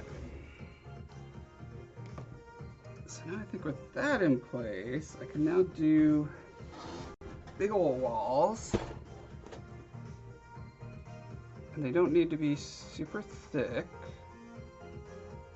No, they definitely don't. Okay.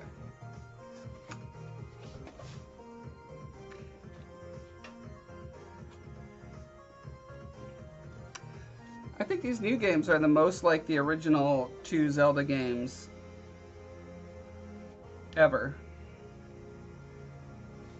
They capture what it felt like to me as a kid to play those. So, or, you know, they capture pieces of it. nothing can ever really take you back to have those same kind of novel experiences that only children can have, because almost everything is novel.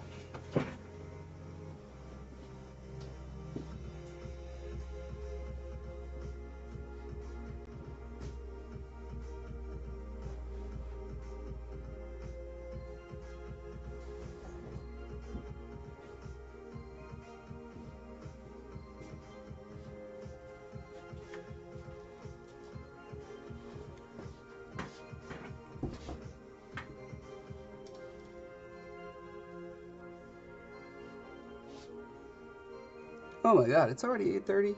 Stop it. I started at like 6, didn't I? 2 hours and 20 minutes. Huh. Huh, is there something weird about time? Or am I reading the time wrong? No, it literally is 8:30. Huh.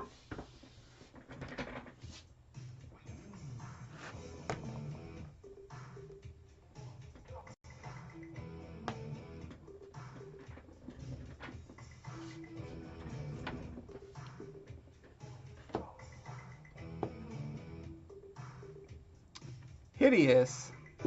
Well, maybe you just need to make better ones, Shogun.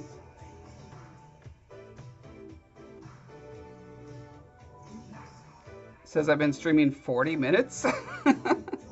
Huh. My thing says 2 hours and 21 minutes and 21 seconds, so I'm going to believe that one. Okay, how big do I actually want this? We need it to go probably maybe 1.5 inches over. Yeah, let's just do 1 inch. Okay, so that would be 5-inch strips. And I'm guessing that's not quite wide enough. Or is it? Oh! Oh, that's like just barely wide enough. Yes!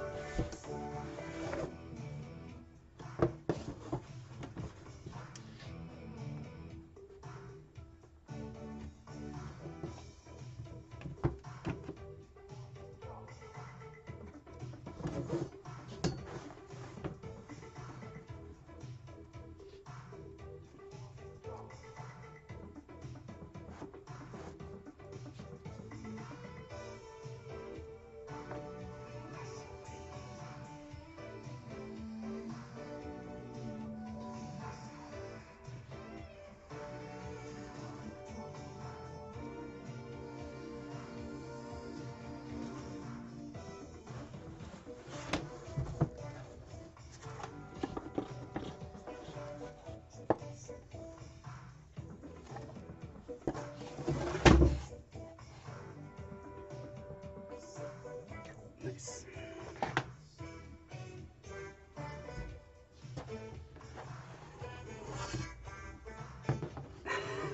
Two hours of trying to unblur photos, huh? Sounds really fun.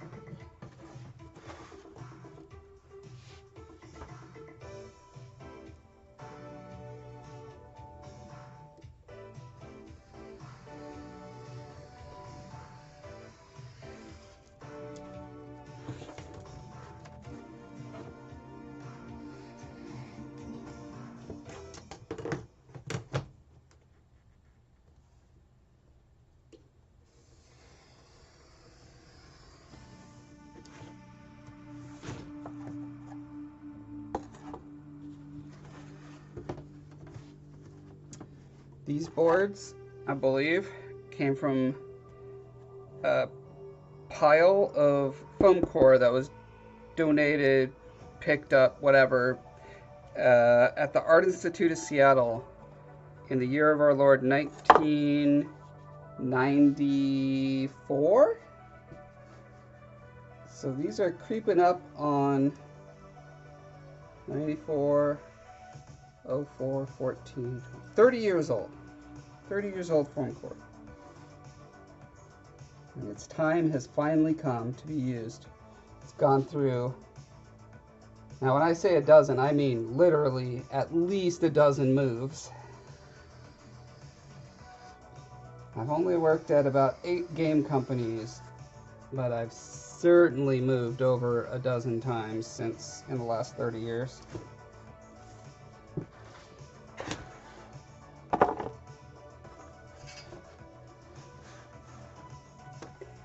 Is there a new Godzilla movie? I think I've like heard about it, but the only movie news I got even slightly hopeful about, I don't really care about movies. That's one of my problems. I like TV shows way better than movies, but the Furiosa movie, the fact that George Miller's doing it has my curiosity piqued.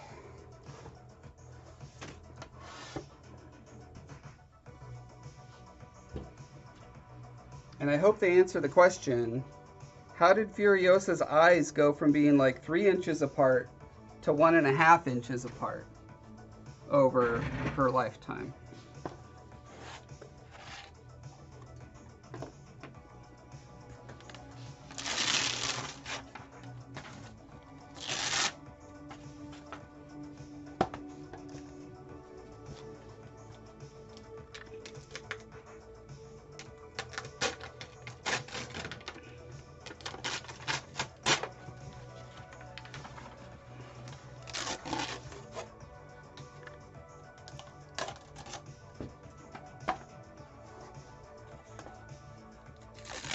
Apparently whatever glue they use doesn't last 30 years. Well, I guess technically it lasted. Didn't fall off until I pulled it off, but sure comes off easy. It's quite nice.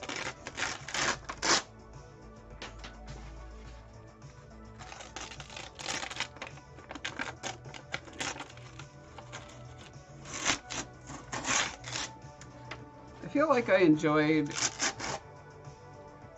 the Skull Island, Kong Skull Island, and King Kong versus Godzilla. I mean, they're terrible in many ways. I guess there was enough interesting like creature design and set pieces that it overruled how incredibly dumb they were. On the other hand, making a movie about giant monsters fighting, you kind of got an uphill battle if you want to make great art out of that.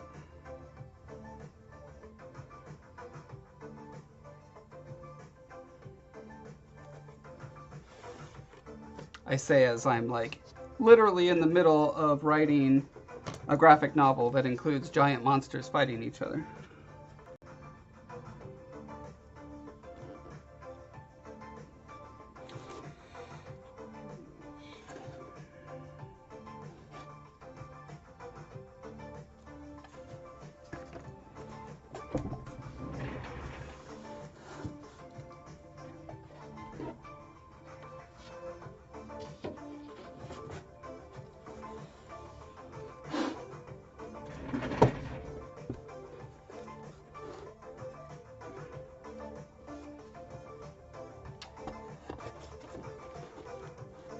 Pacific Rim, yeah, that was a fun but also incredibly stupid movie.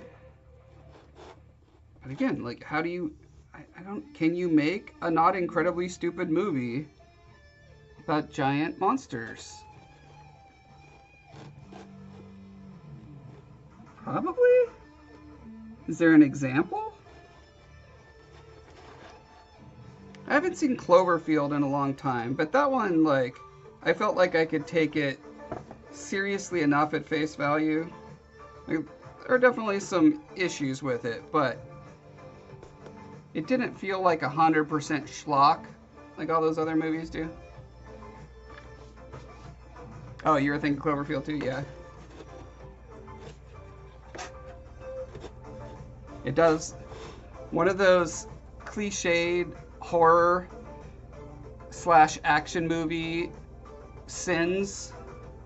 Not a fan of Cinema Sins, the channel, who dings movies for like stupid little BS, right? But I think it is legitimately infuriatingly throws me out of a story as when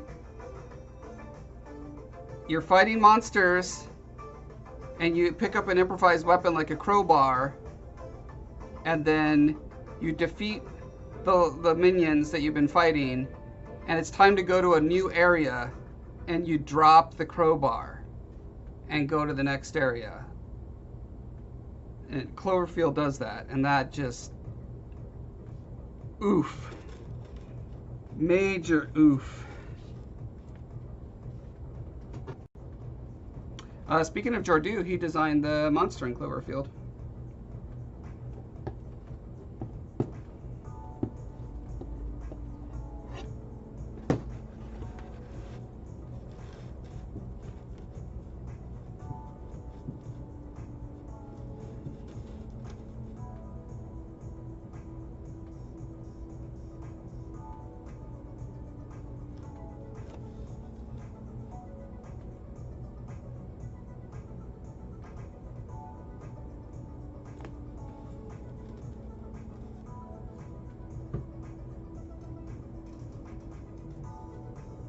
Yeah, Cloverfield Lane was good. Some excellent acting and tension in that. John Goodman's amazing in almost everything.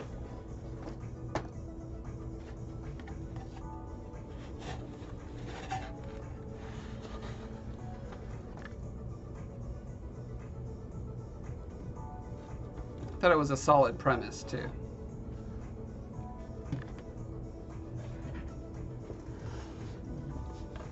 And I could have lived with or without the ending. I know the ending was very controversial because it was clearly, speaking of crowbars, crowbarred in because the original script had nothing to do with Cloverfield franchise.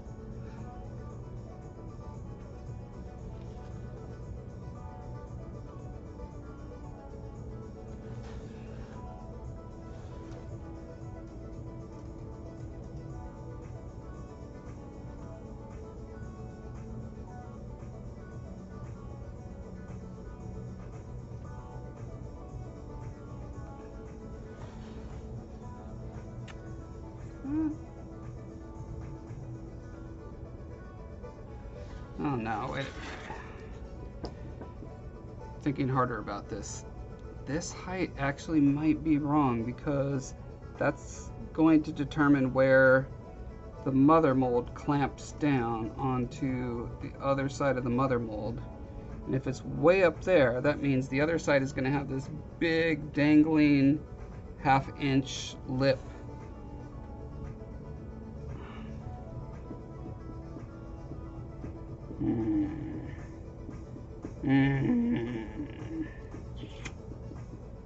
I have to cut it down?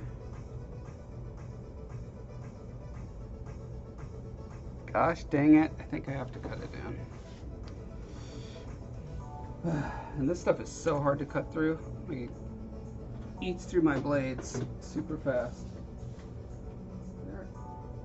I can saw through it really easy, but that's gonna make so much black dust everywhere. That's gonna then get in my clay, get in the sculpture. Grr. All right. I guess actually while I'm cutting it,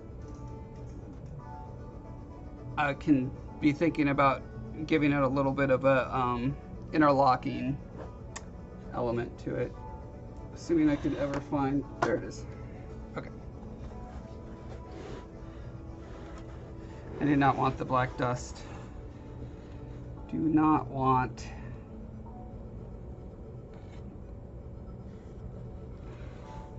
so it needs to be higher than the highest clay. However, this clay is artificially inflated by my little seam work.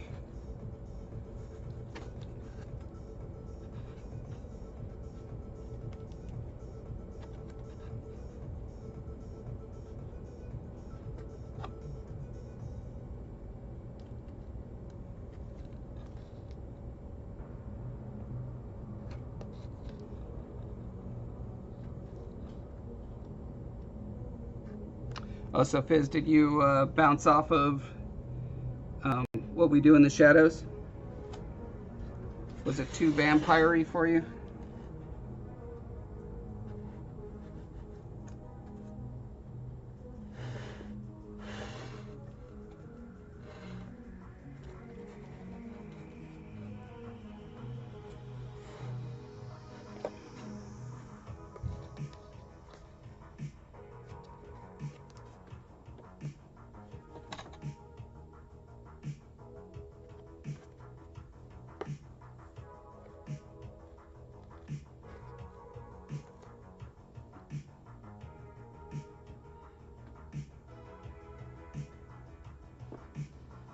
Okay, so not quite a bounce, more of a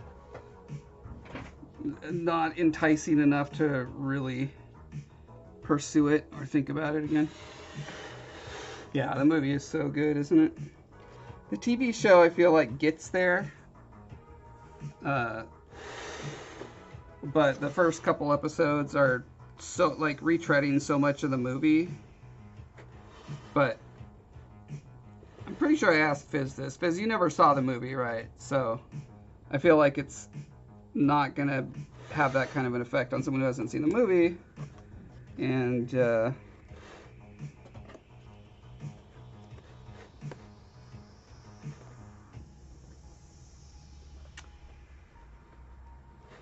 but yeah, I did, like most sitcoms, I guess it's technically a sitcom, like most comedy shows, it takes a little while for it to find its feet, for the actors to really like get their voices, and for the writers to then see what those voices are and then start writing to those voices.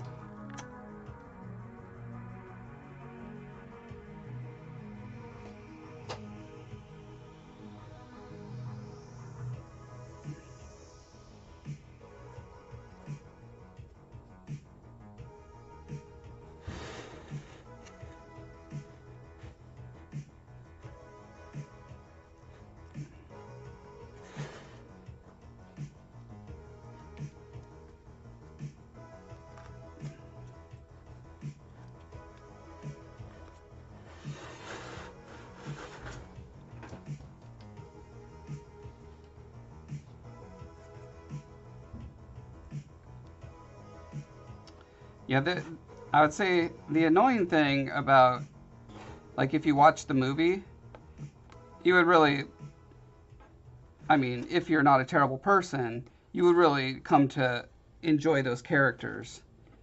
And then going to the TV show, you'd be disappointed that it's not those same characters. You know, it's the same premise, different location, different characters.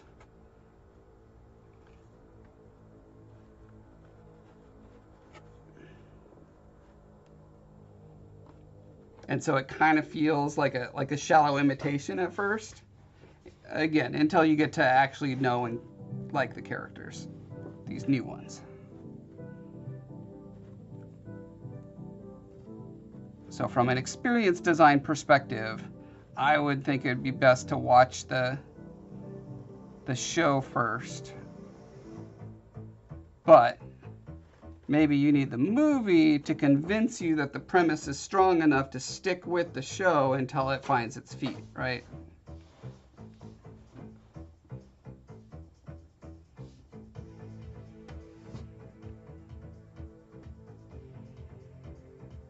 But I mean, the nice thing about the show, the reason I prefer TV to movies, is like it has a lot more breathing room to explore a lot more elements of the premise. You know, a movie can only explore one or two themes in a premise without getting overburdened, whereas the show can take its time and in different seasons explore different ramifications of the premise.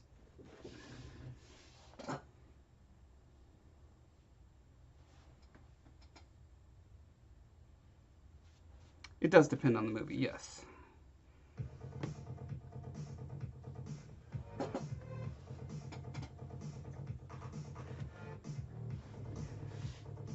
Okay, what was I doing? Oh, yeah, cutting this down.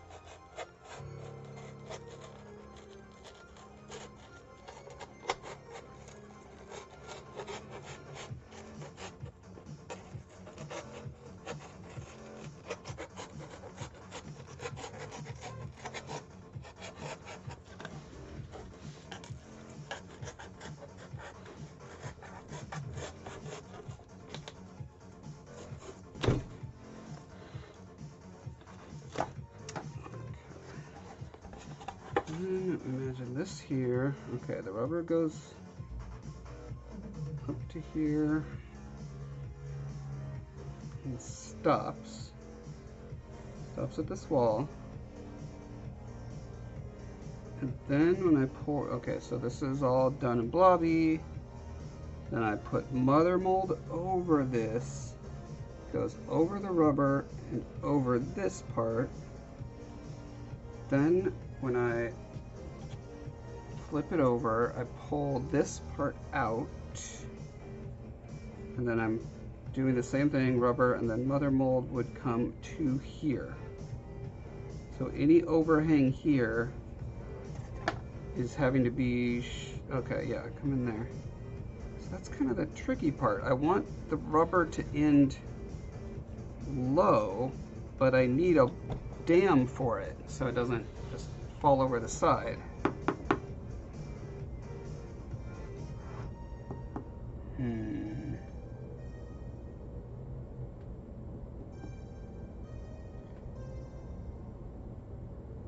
Yeah, like I don't even understand why they make Marvel movies anymore. Well, I guess they're figuring that out and they're pulling way back on it. But I could have told them that like 5 or 6 years ago. Does my sketchbook still get lots of good use? I wouldn't say lots. Certainly when I'm trapped places, like on an airplane, like I will be next week, it will get some good use. I've got a couple of illustrations that I've been noodling on that are going to get into book 3. But yeah, in general, I don't use it on a day-to-day basis much at all.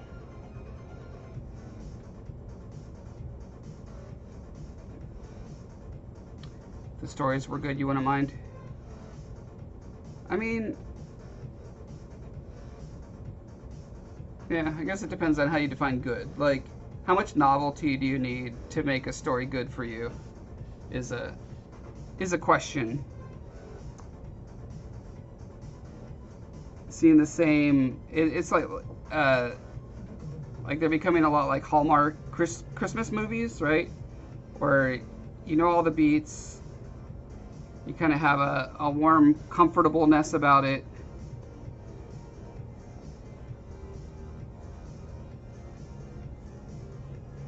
Yeah, I don't know, like, I'm trying to imagine if my favorite movie, like Lord of the Rings, let's say they made 10 more Lord of the Rings movies. Well, I already know I didn't like the Hobbit movies. But imagine they stuck with the themes and the tone of the first trilogy, and then they did more of that. Like, if the Amazon Lord of the Rings movie was good, or TV show was good. Like, would I ever get tired of that? I don't know. I don't know. Interesting question. Well, it's 9 o'clock, and I'm trying not to stay up till bazillion o'clock, so I better call it. I'll see you guys probably Sunday. I don't know if I'll be around tomorrow. If so, I'll be on here on YouTube. If not, Sunday on Twitch.